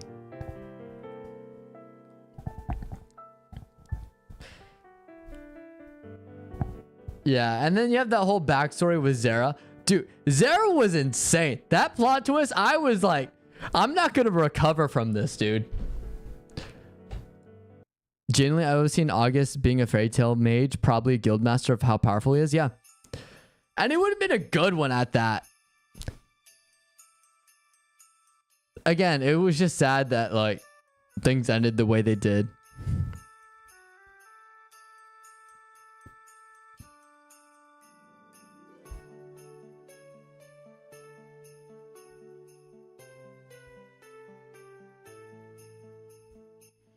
It's a little bit crazy though. Then that scene where it's like the reincarnations and you see Mavis and Zeref. Yeah. Yeah. That's, I was in 100 Years Quest, right? Yeah. That dream sequence where they have to snap Natsu out of it and then reawaken him because he died, right? Yeah. And you see them all happy, which you know it's a lie. You know it's not real. So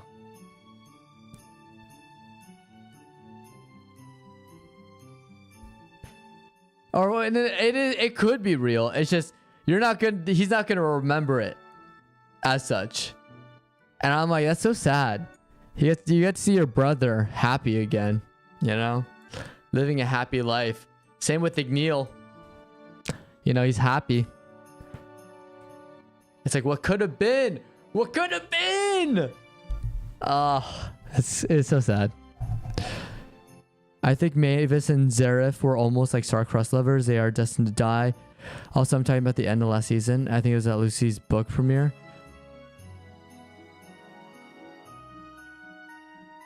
Which one was that? Oh, was it them holding hands? And it was like their figures?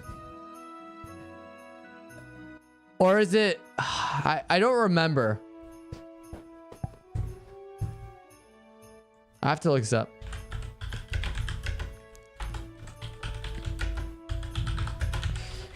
I'm sure if I pull it up... Oh, yeah. When it's like them reincarnated. Okay. And you drop this and it's like a handkerchief or whatnot, right? That's what you're talking about?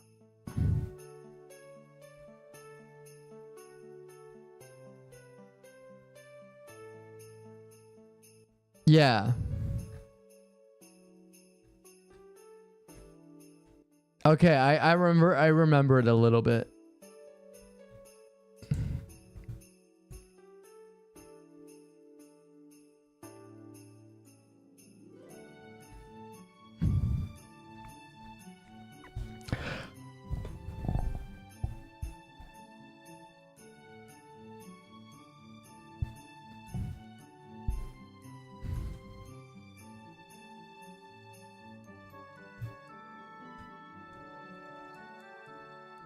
Damn.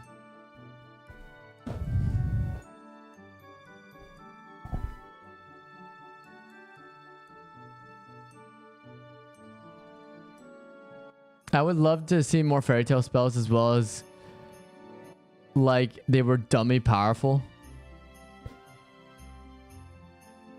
Yeah.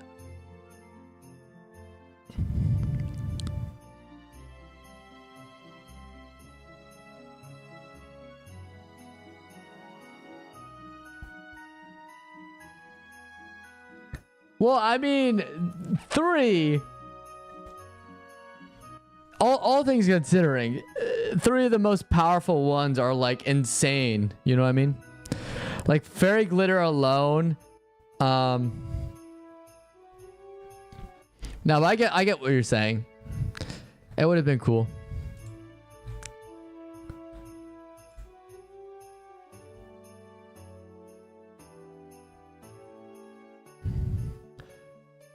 Natsu versus Zero. Yeah.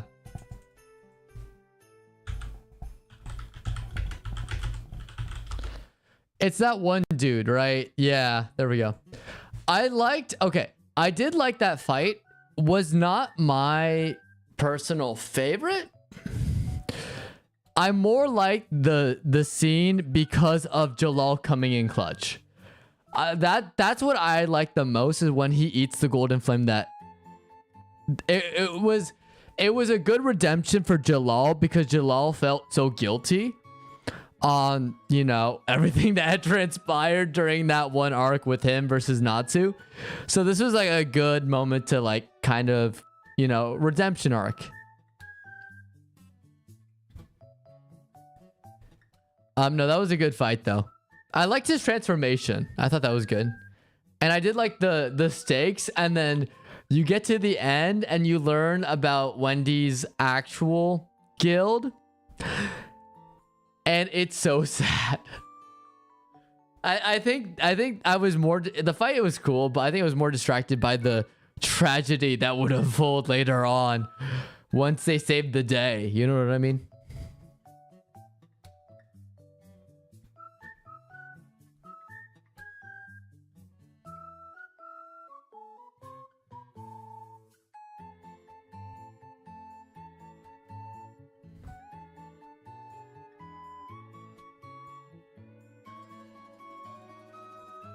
Another favorite scenes where Natsu fights future Rogue on top of that one though. Yeah, that one was cool. Yeah, because then you have the backing of what happens in the future, and you're just screaming at Natsu to stop him. You know?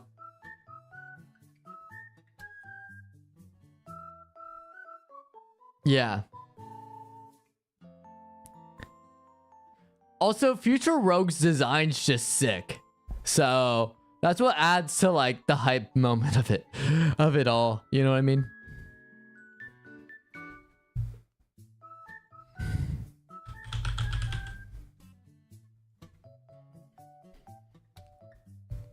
Yeah, because he's hit like half his face is like shadow, right?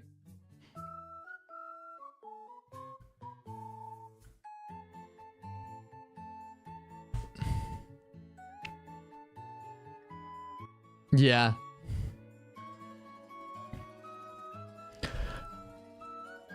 Yeah, and then when was it Future Rogue had the golden eye? That was so cool. When they're like yeah, no, it's I just love everything that happens in Grand Magic games. Like the event was cool, and then you have that big plot twist, and then you have that big fight at the end. Yeah.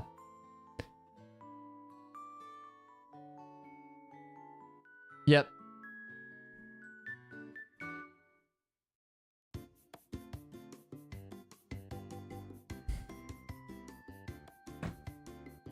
Yeah, and that was really funny.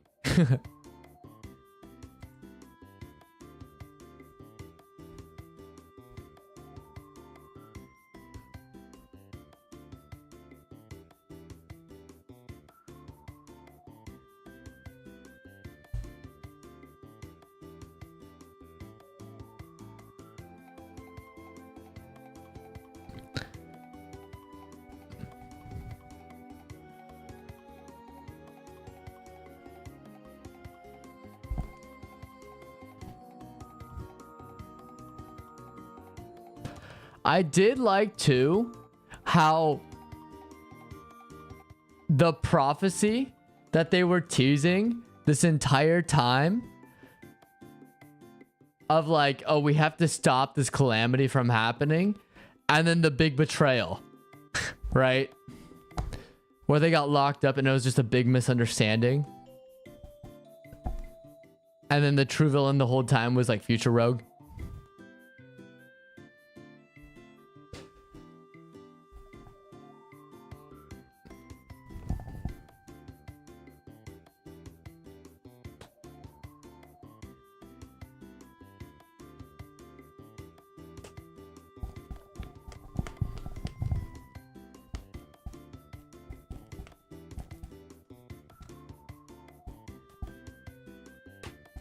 I did like the fight against the, what was it? The old guild master? Natsu versus the one with the eye patch.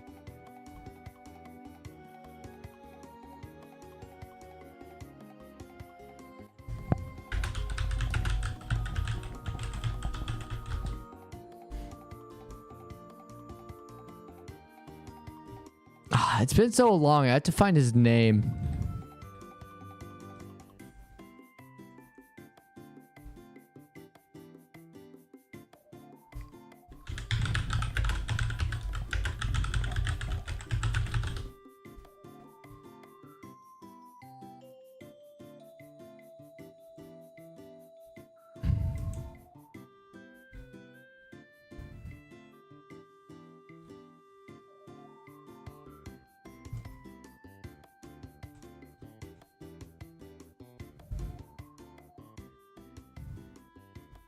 Hades. The fight against Hades was pretty sick. No. I'm talking not Grimoire Heart. I'm talking about Hades. When they were fighting them and he had to eat Laxus's lightning. And then that was like when they started doing some pretty cool power-ups with Natsu. When we first saw Future Lucy, it was a hooded figure who cried watching Natsu fight. You're like, why are you crying? And then you find out, yeah. Yeah, that, and then also the opening too of her crying. That opening, what is it called?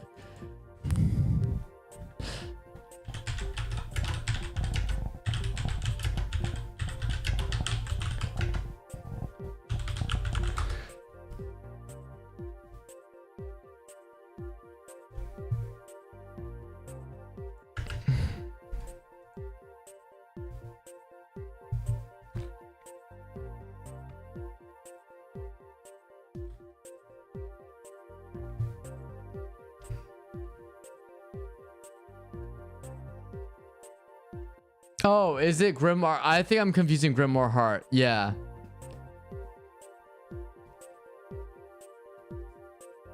I thought Grimoire Heart was something else. Okay. So we are talking about the same person then. Yeah. Okay. I completely forgot about that.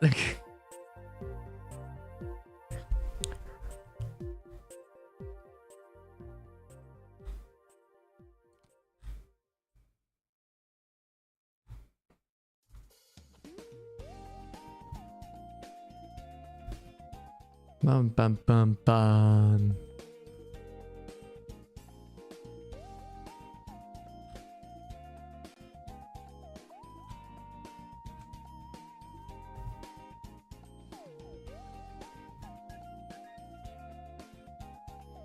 I remember when I'm pulling up images of openings.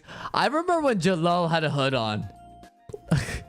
That's like, it's so funny. We all knew it was Jalal. It was like the same person from what is it? The magic officers. We knew it was the same person because he had his hood up. I totally forgot about that. That's so funny.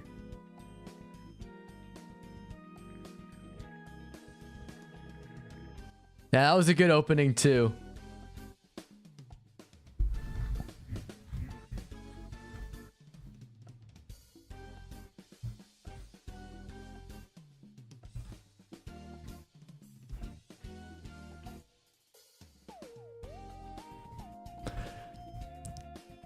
There we go. Masa Yume chasing. I found it. That's the one from the Grand Magic games. That opening. Oh my gosh. Funny how Happy and Carla and Panther literally stopped Hades on the inside by destroying his demon heart, and now he stole the sword from the guy. And the character says, I spent my life savings on the sword. Yeah.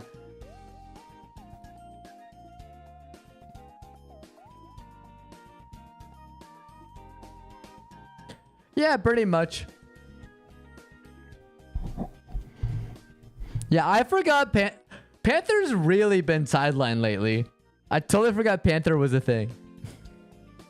Panther Lily. When he uses his lightning flame dragon roar, he sent shockwaves all the way past. Gildarts was smiling like, yep, that's my boy. Yep. Pretty much. Pretty much.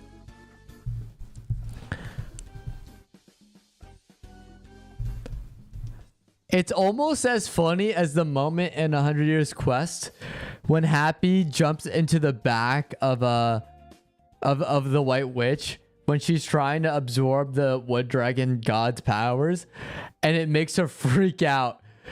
And Happy's like, yeah, that's what happens. Like, we can't discount. Happy does a lot. Happy, like, whenever they have an aerial battle, Happy's been there. Like, by Natsu's side to help carry him.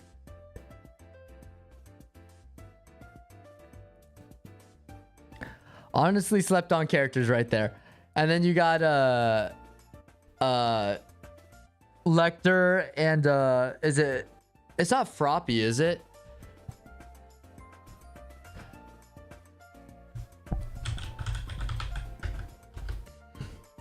A Frosh. There we go. I was close. Frosh. Yeah. No, he really is. And people hate Happy. I'm like, Happy carries the team literally. He carries Natsu to victory every single time. He's like R2-D2.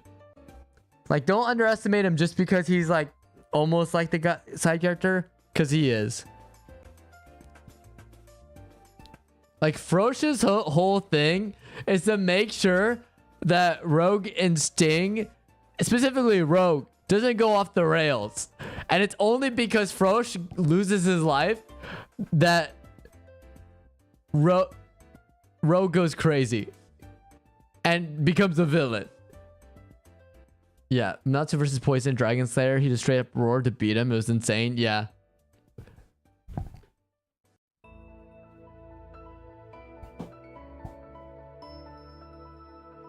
I almost forget that there's a Poison Dragon Slayer. It's just, they've beaten him so many times. It's like, it's kind of funny.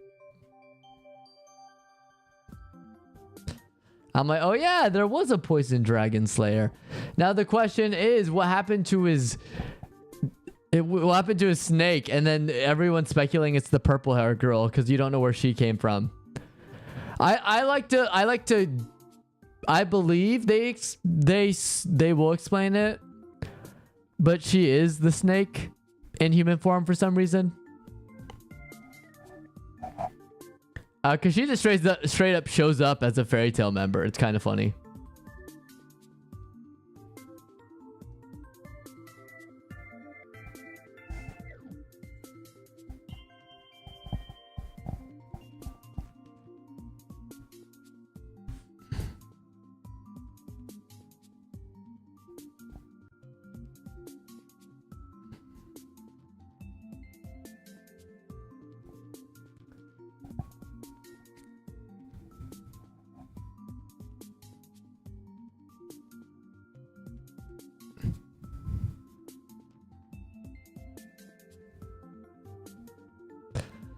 I also like how, like, between Lecter and Frosh, you don't like Lecter, but Frosh you just like.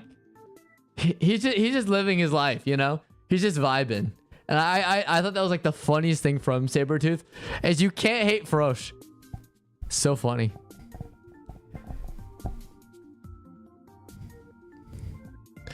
Like, the fact that he gets lost and everyone's trying to help him out was funny. They explained she was the snake, and then he found out since they were evacuating the city, the Poison Dragon Slayer found her. It was a whole thing. I can't remember most of it. It's been a while. When did they explain it? Because I don't remember them explaining it.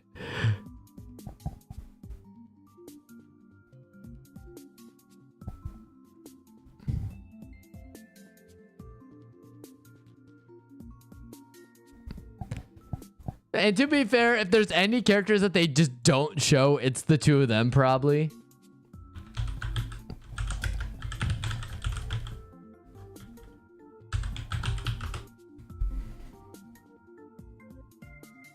Yeah, Cobra. Like, he has cool magic, and then then Natsu beats them, and then you forget about him. It's kind of funny.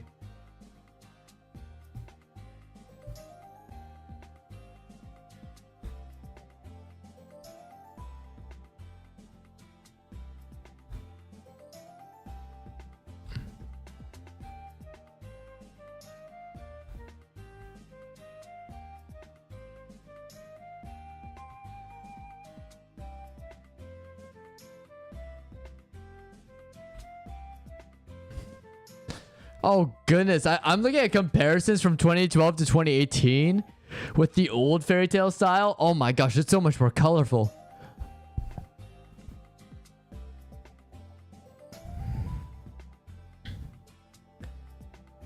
Yeah, I want to say when people were working under the Grand Magic Council released Cobra to fight the dragon. Don't quote me on that. Was it a movie or was it in the the original show?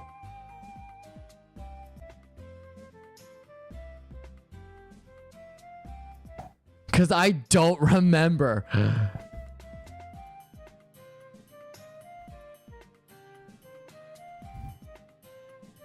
And his name's Eric. I just realized his name's Eric. It's kind of a funny name. Cobra / Eric. Again, his powers look cool. They just don't do anything with him really substantial later on. Yeah, is Cobra the weakest dragon slayer in Fairy Tail? Good question. That's a really good question. It's kind of funny.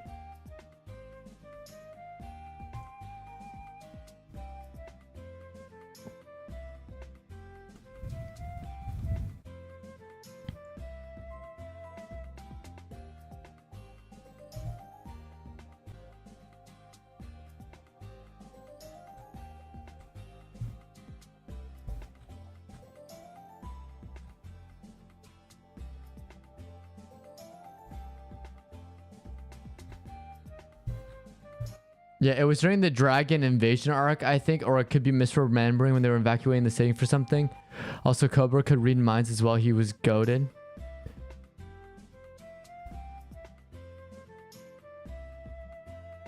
The dragon invasion arc.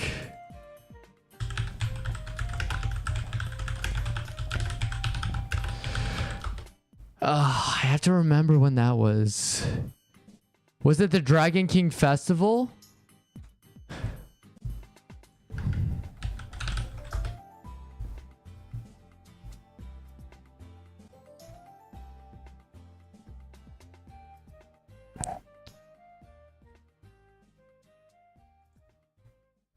I'm trying to remember when this happened. I don't remember. They were evacuated. I can't find anything on this.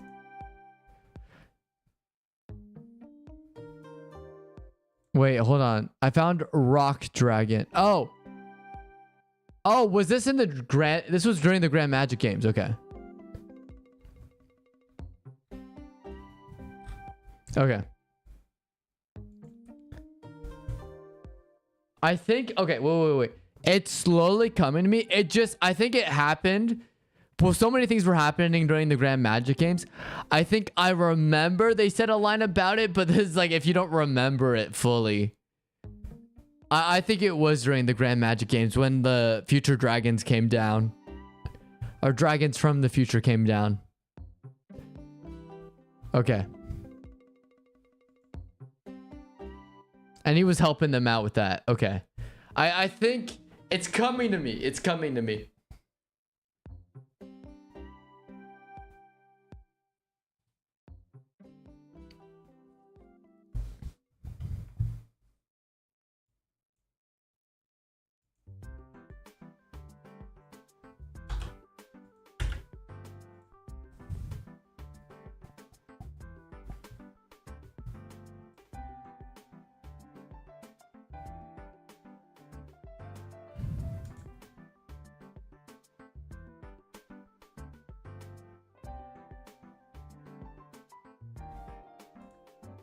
Yeah, her name's Kinana. Wait, but that doesn't make sense. There's older versions of her. Hold on. I need to do my research. Okay. I'm pulling it up now so I can get to the bottom of this. Yeah.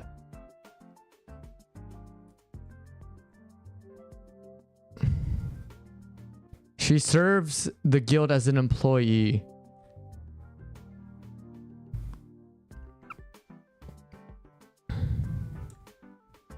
History. There is no history. Great. So they didn't put anything about her. Dang it.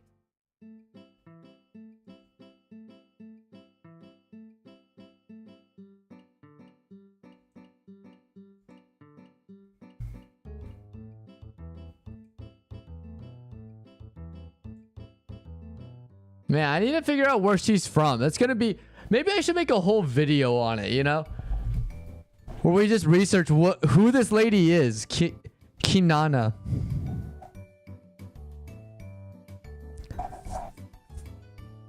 Because I know she's the snake. Because you even confirmed it. She is the snake. And it was during when they were evacuating the city. But I just don't know the timetable when she showed up. You know what I mean? Because if it was the Grand Magic Games, that would make sense. But it has that old art style. So was it before then? Because the Grand Magic Games had more of a recent art style and less colorful art style. So it's reminiscent of early fairy tale. It's gonna kill me. It's gonna kill me. This is literally gonna kill me. I need to figure out who this woman is. Or not even who this woman is, where she came from.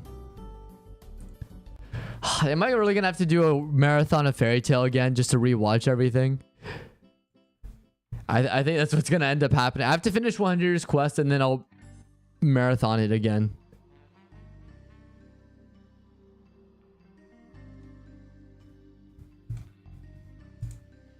Yeah, because I see all of her stuff recently.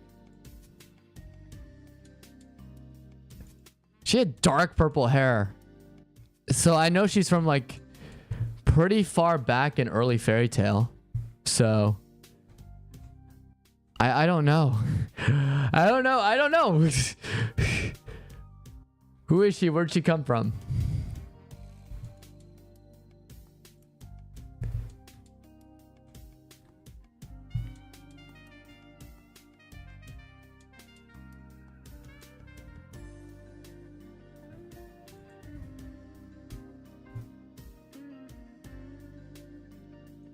Yeah, because it's from 2012. Okay.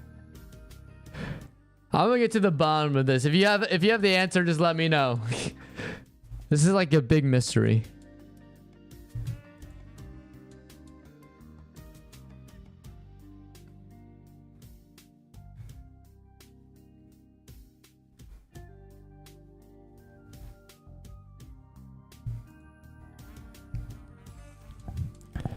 Yeah, but hey, there's another ship for you, her and Cobra. There we go.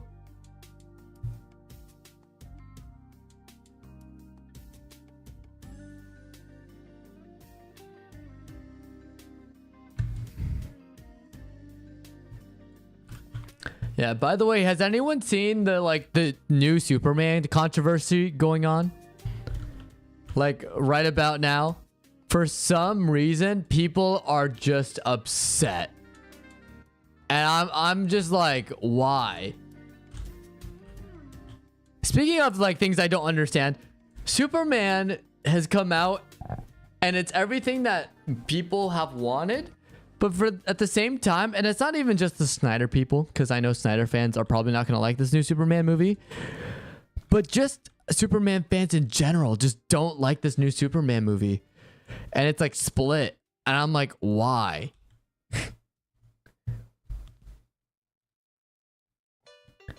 So I'm just a little bit confused on like what's actually going to go down. Personally, I'm going to see it tomorrow. So I'll have more thoughts on Friday about it. But I don't know. It's just weird to me because I'm like, are people really upset about this? Like, there shouldn't be any reason you're like this mad. You know what I mean? Like, it's just a movie at the end of the day. Like, it's not gonna harm anyone. You know? Like, if you just don't go see the movie at that point, you know? I know people have been really weird about it. And I was talking to Indomitable about it before we filmed JoJo Lands, and we were just like confused about like at the end of the day, the Superman movie will never be a perfect version that will satisfy everyone. People are just gonna hate it regardless of who's directing it, because everyone has wildly different interpretations of Superman. And I don't know about you, I just find that kind of weird, personally. I'm just like, what's going on?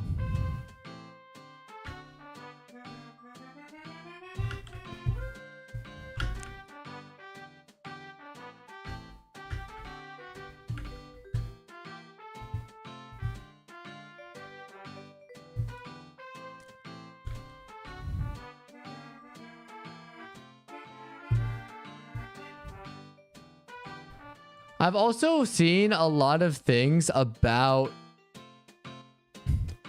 Okay, is it just me? Or are people just like taking things way too seriously now? Like, they're treating life like a lot of things are just entertainment related, like life or death situations. And I don't understand why. It may be just a me thing because I don't take things seriously. But it's just weird. I don't know. Call me weird too. I just don't get why people get so upset about things that really don't matter in life. You know? Like, it's just a movie. Who cares? Like, people are like, well, it's a special type of movie. I'm like, still, it's a movie. Why are you getting so worked up? You know? Like, we had a conversation earlier about, like, checking in on yourself, making sure to relax. I think people's blood pressure is too high. That's the problem when they come to movies. Like, you cannot like a movie. Like, definitely have criticisms, because that's how you make movies better, by pushing some criticism or adding some constructive criticism to a discussion about a movie. That is the bane of what makes movies better, you know? By hearing feedback and positive feedback, not only glorifying what makes it so good in the first place, but also being aware of like, hey, like, what went wrong? What are things that could be better to make one of the best movies possible, you know? So I don't know. I think the whole affair is just weird, because it reminds me of like, this is something people who don't have like enough time or have so much free time on their hands that they're just going to complain and complain and complain. You know what I mean? That's all they're going to do, because they have the time to do so, because they live such like privileged lives where they don't have to like necessarily work all the time as much as someone else, or have their sights focused on something more important than just a movie. You know what I mean? Like that's the one thing I just don't, personally, this is one thing I just do not like about just society in general, is like the self-importance of the arts, because art is important. And I feel like people should add some more importance on art, because it can allow to a lot of positive societal changes and allow people to become better versions of themselves. But at the same time, I feel like just like there are people who completely misjudge art and feel like AI can replace art and artists, which you can't, because one is clearly different from the other. Let's be honest with ourselves now, okay? But I just also feel like it's like, okay, don't put so much importance on art where you can be a pompous, like, I was gonna say something bad, but like a pompous, arrogant fool. I'll just say that. Because I think that's equally as bad to be in that kind of situation. But that's just me. That's just my thoughts. I know people can feel differently about it. And that's completely valid, you know? Like, I understand where they're coming from. I just think the whole affair is stupid. Like, films are important. Art is important. But, like, when you're, like, hurting people IRL, like, in real life, I don't know, I cannot talk for the life of me right now. Maybe it's because it's, like, getting late. So I should be wrapping up soon. But, like, it's like, what are we doing here? And I'm not gonna say it's just the fans. I think the creators too sometimes. The arrogant attitude they give off does give way to this kind of, I guess, harmful thinking. So yeah, I mean, those are just my 2 cents. I could also be completely wrong here. And I want to be wrong. I want people to be better. I hope it changes, but you know, it is what it is. And I promise, when I finish watching Superman on Friday, I will give my complete honest thoughts on the film. Because I feel like it is my duty to, as a streamer, to talk about my opinions in an honest and truthful way. Just like Superman the Boy Scout, he tells the truth. I'm gonna do the same. And I also feel like I've mentioned this before. I feel like I have a weird perspective where I'm a Snyder fan. I love Man of Steel. I love Batman vs. Superman. And I love Justice League, the Snyder Cut. That being said, I'm also a fan of James Gunn. And I'm a fan of the original Christopher Reeve Superman. Like, I've watched it. I've liked it before, okay?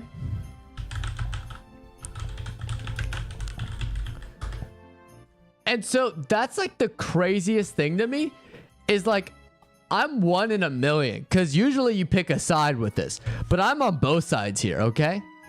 And I still think, this is my hottest take yet, I think Superman, and this is truthful, Superman is quite literally never gonna be done right in live action. It cannot be done physically, like, because directors have their own visions, and I feel like it's just impossible to capitalize on the perfect Superman in live action. You want to know why? Because it's already been done in animation. And I mentioned this to Indomitable, but I may have mentioned it in our Jojo Lands video too. I don't remember. Maybe it was off stream.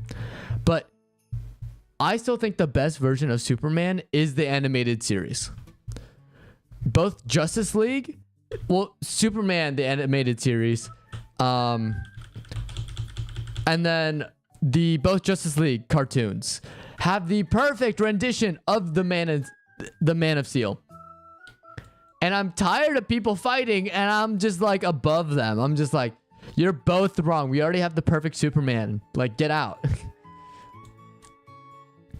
So yeah, that's gonna be my stance. But James Gunn, I'm gonna let him surprise me, because I've loved what he did with Peacemaker. I've loved what he's done with Suicide Squad, and I've loved his Guardians work. So I'm gonna trust him, because he's clearly worked hard for where he is, and I feel like he does respect the source material, and he's gonna try his best.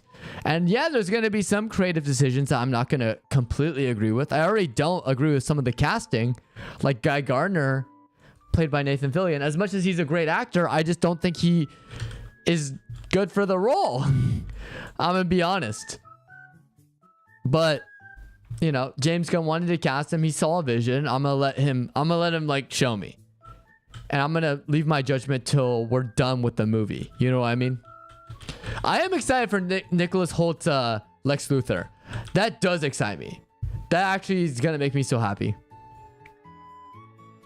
Because based on the clip they showed about Superman busting into his office and he's like smugly like mocking him, I'm like, yeah, this is the perfect Lex Luthor.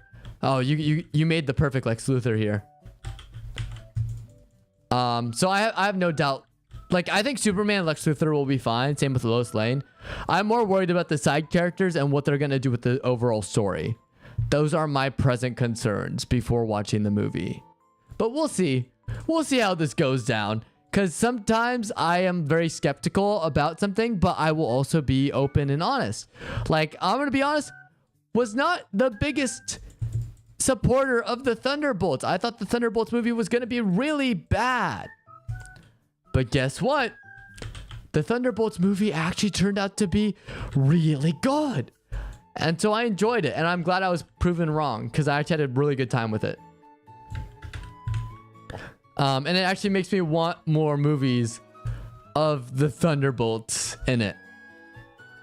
I just hope they don't kill off any of the characters because we just got like great versions of them. Probably the best they've ever been in compared to their movies where they starred in or TV shows and whatnot.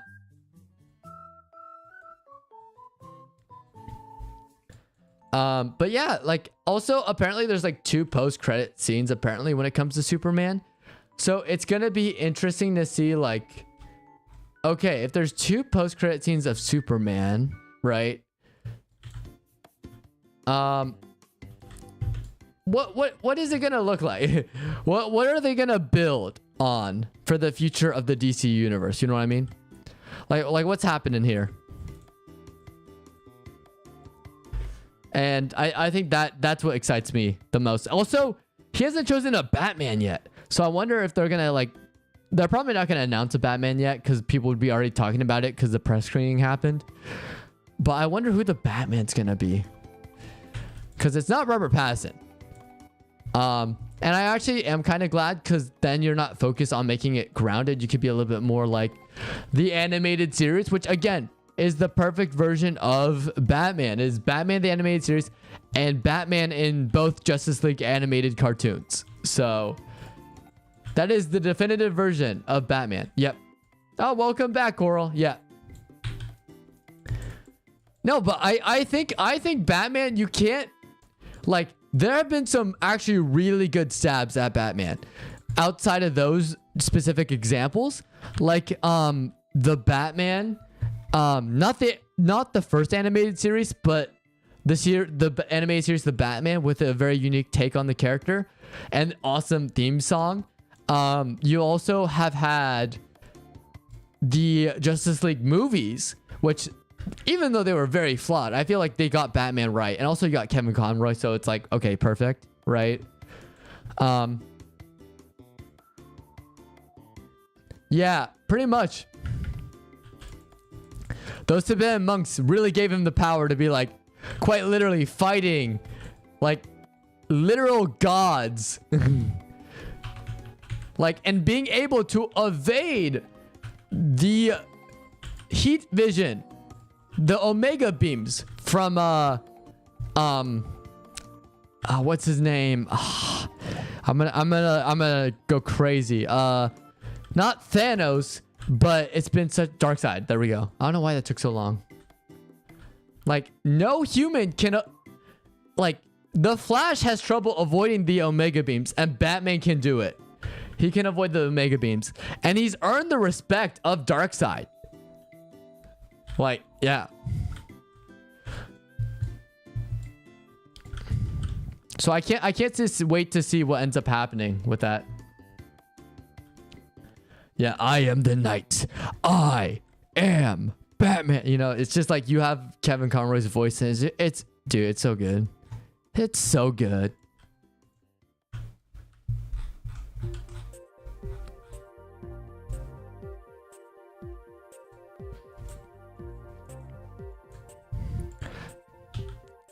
I feel Batman's like one of those timeless characters that you can keep watching him and he'll never get old. You know what I mean? I love camping. Wait, in what context? Do you love camping in real life or camping in video games? Because both are valid, by the way. I've done both.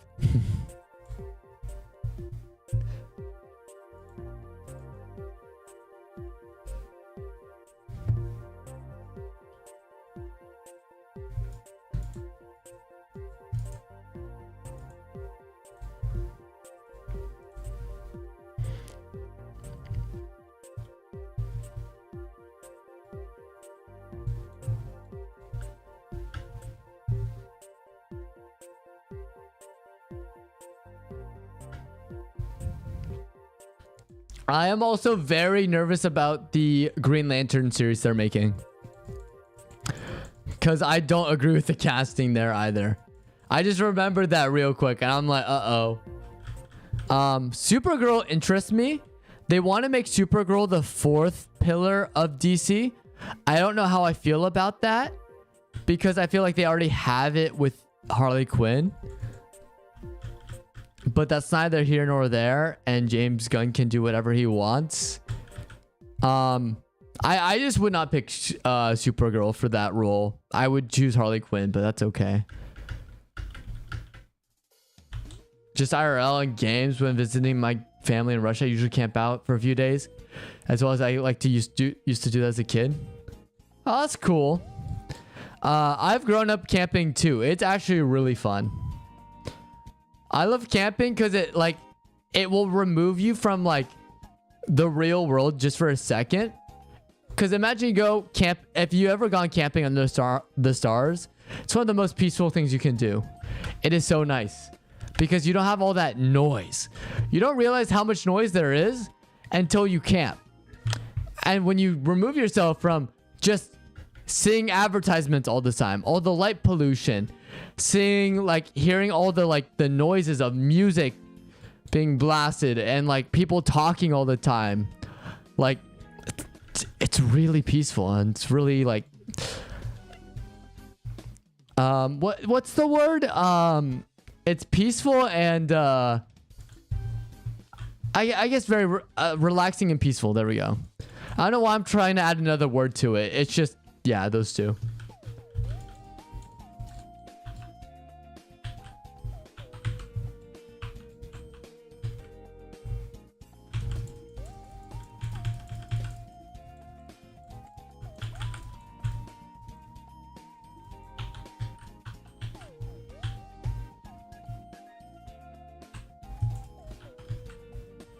Boom, boom, boom. Kind of vibe. I don't trust James Gunn as much as others. Why trust him and me? Again, I trust him to make a solid Superman movie. I'm not trusting him to make the perfect superhero movie. I think that's also where I differ from James Gunn fans, because a lot of them are like, no, he's gonna make one of the only good one ever, or not the only good one ever, but like he's gonna make one of the best movies ever. I don't think so. I think it's gonna be a solid movie. I just think, yeah, based on the reviews I've seen, no spoilers, of course. I haven't seen any spoilers, but I heard it's like a mixed bag when it comes to that.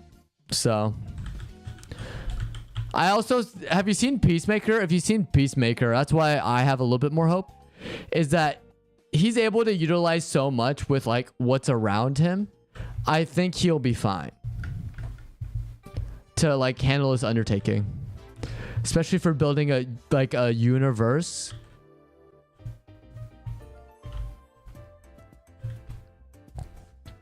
I remember the first time I came across a bear was 11. So the time I was looking at a skyscraper in front of me.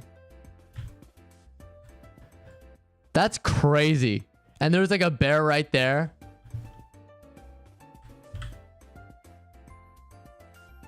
Just in front of you.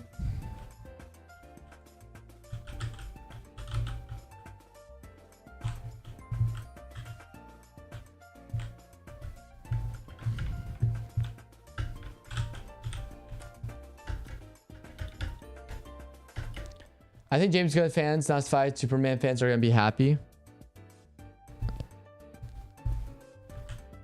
I think it's going to be more of a mixed bag. Again, I'm not upset because people are in the search for the perfect Superman. But like my point. I think I've already found my perfect Superman. So whatever happens, it's not going to affect me. No, like not even one bit. So I do understand the concern though for a lot of people, because Superman is someone who's near and dear to a lot of people's hearts, and especially with, I don't even blame Zack Snyder. I blame more Injustice for making evil Superman popular. People are tired of that and they want regular Superman back, and we haven't had that for like a good while. So that's what I think most people are happy about. It was about 2 feet away from me and I just walked on. I can't say it was the only time I felt true fear, but at the same time it was a weird excitement from seeing something that naturally. Yeah, I can't believe you're just like, oh yeah, by the way, I saw a bear and was able to walk away, you know? That's kind of crazy.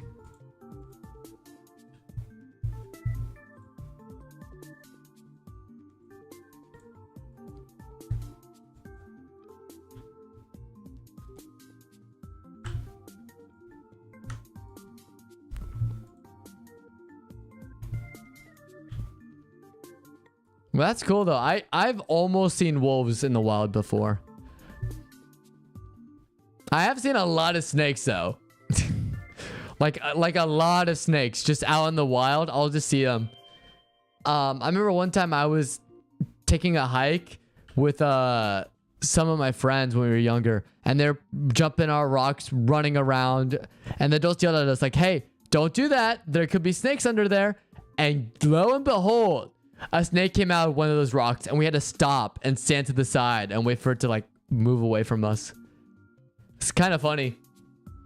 Like, we weren't in immediate danger, but it did shock us and did teach us, hey, maybe the adults are right. Maybe not mess around while in nature, you know, especially if we're jumping on rocks and stuff where there could definitely be snakes. Maybe even some poisonous snakes before too. You know, Mother Nature does not mess around.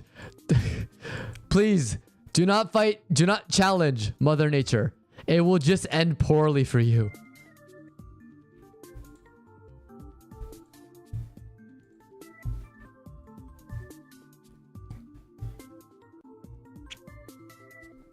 All right, so here's what we're gonna do.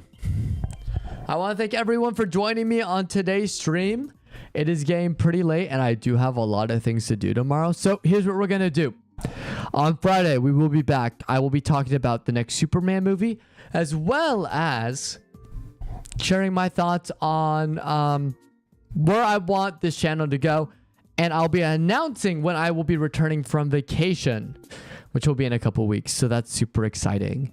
I want to thank everyone for watching, especially if you're lurking. I do appreciate you joining me today. And trust me, this is just the start. We'll be blowing up later. Oh, and my internet's back. Nice. I think it was just the storm. Yeah. So we'll be back on Friday to discuss more. And I can't wait to share my thoughts on Superman and the future of my channel. Because I know we were supposed to talk about it. I talked about it a little bit, but I am working on a couple of things. I'll have a better idea of how things will look come on Friday. So thanks for watching, everyone. I'll catch you guys in the next one. Thank you, Coral, too. Wait, real quick. Back when I was in Kampala traveling in Uganda, I had a snake go right next to my bed. Luckily, I woke up just before it came onto my bed. That's crazy.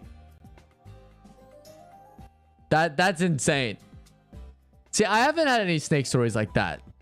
That's a pretty fun story to tell though after. I'm glad you were able to wake up in time. All right. Good night, Coral. And yeah, once again, I'll catch you guys later.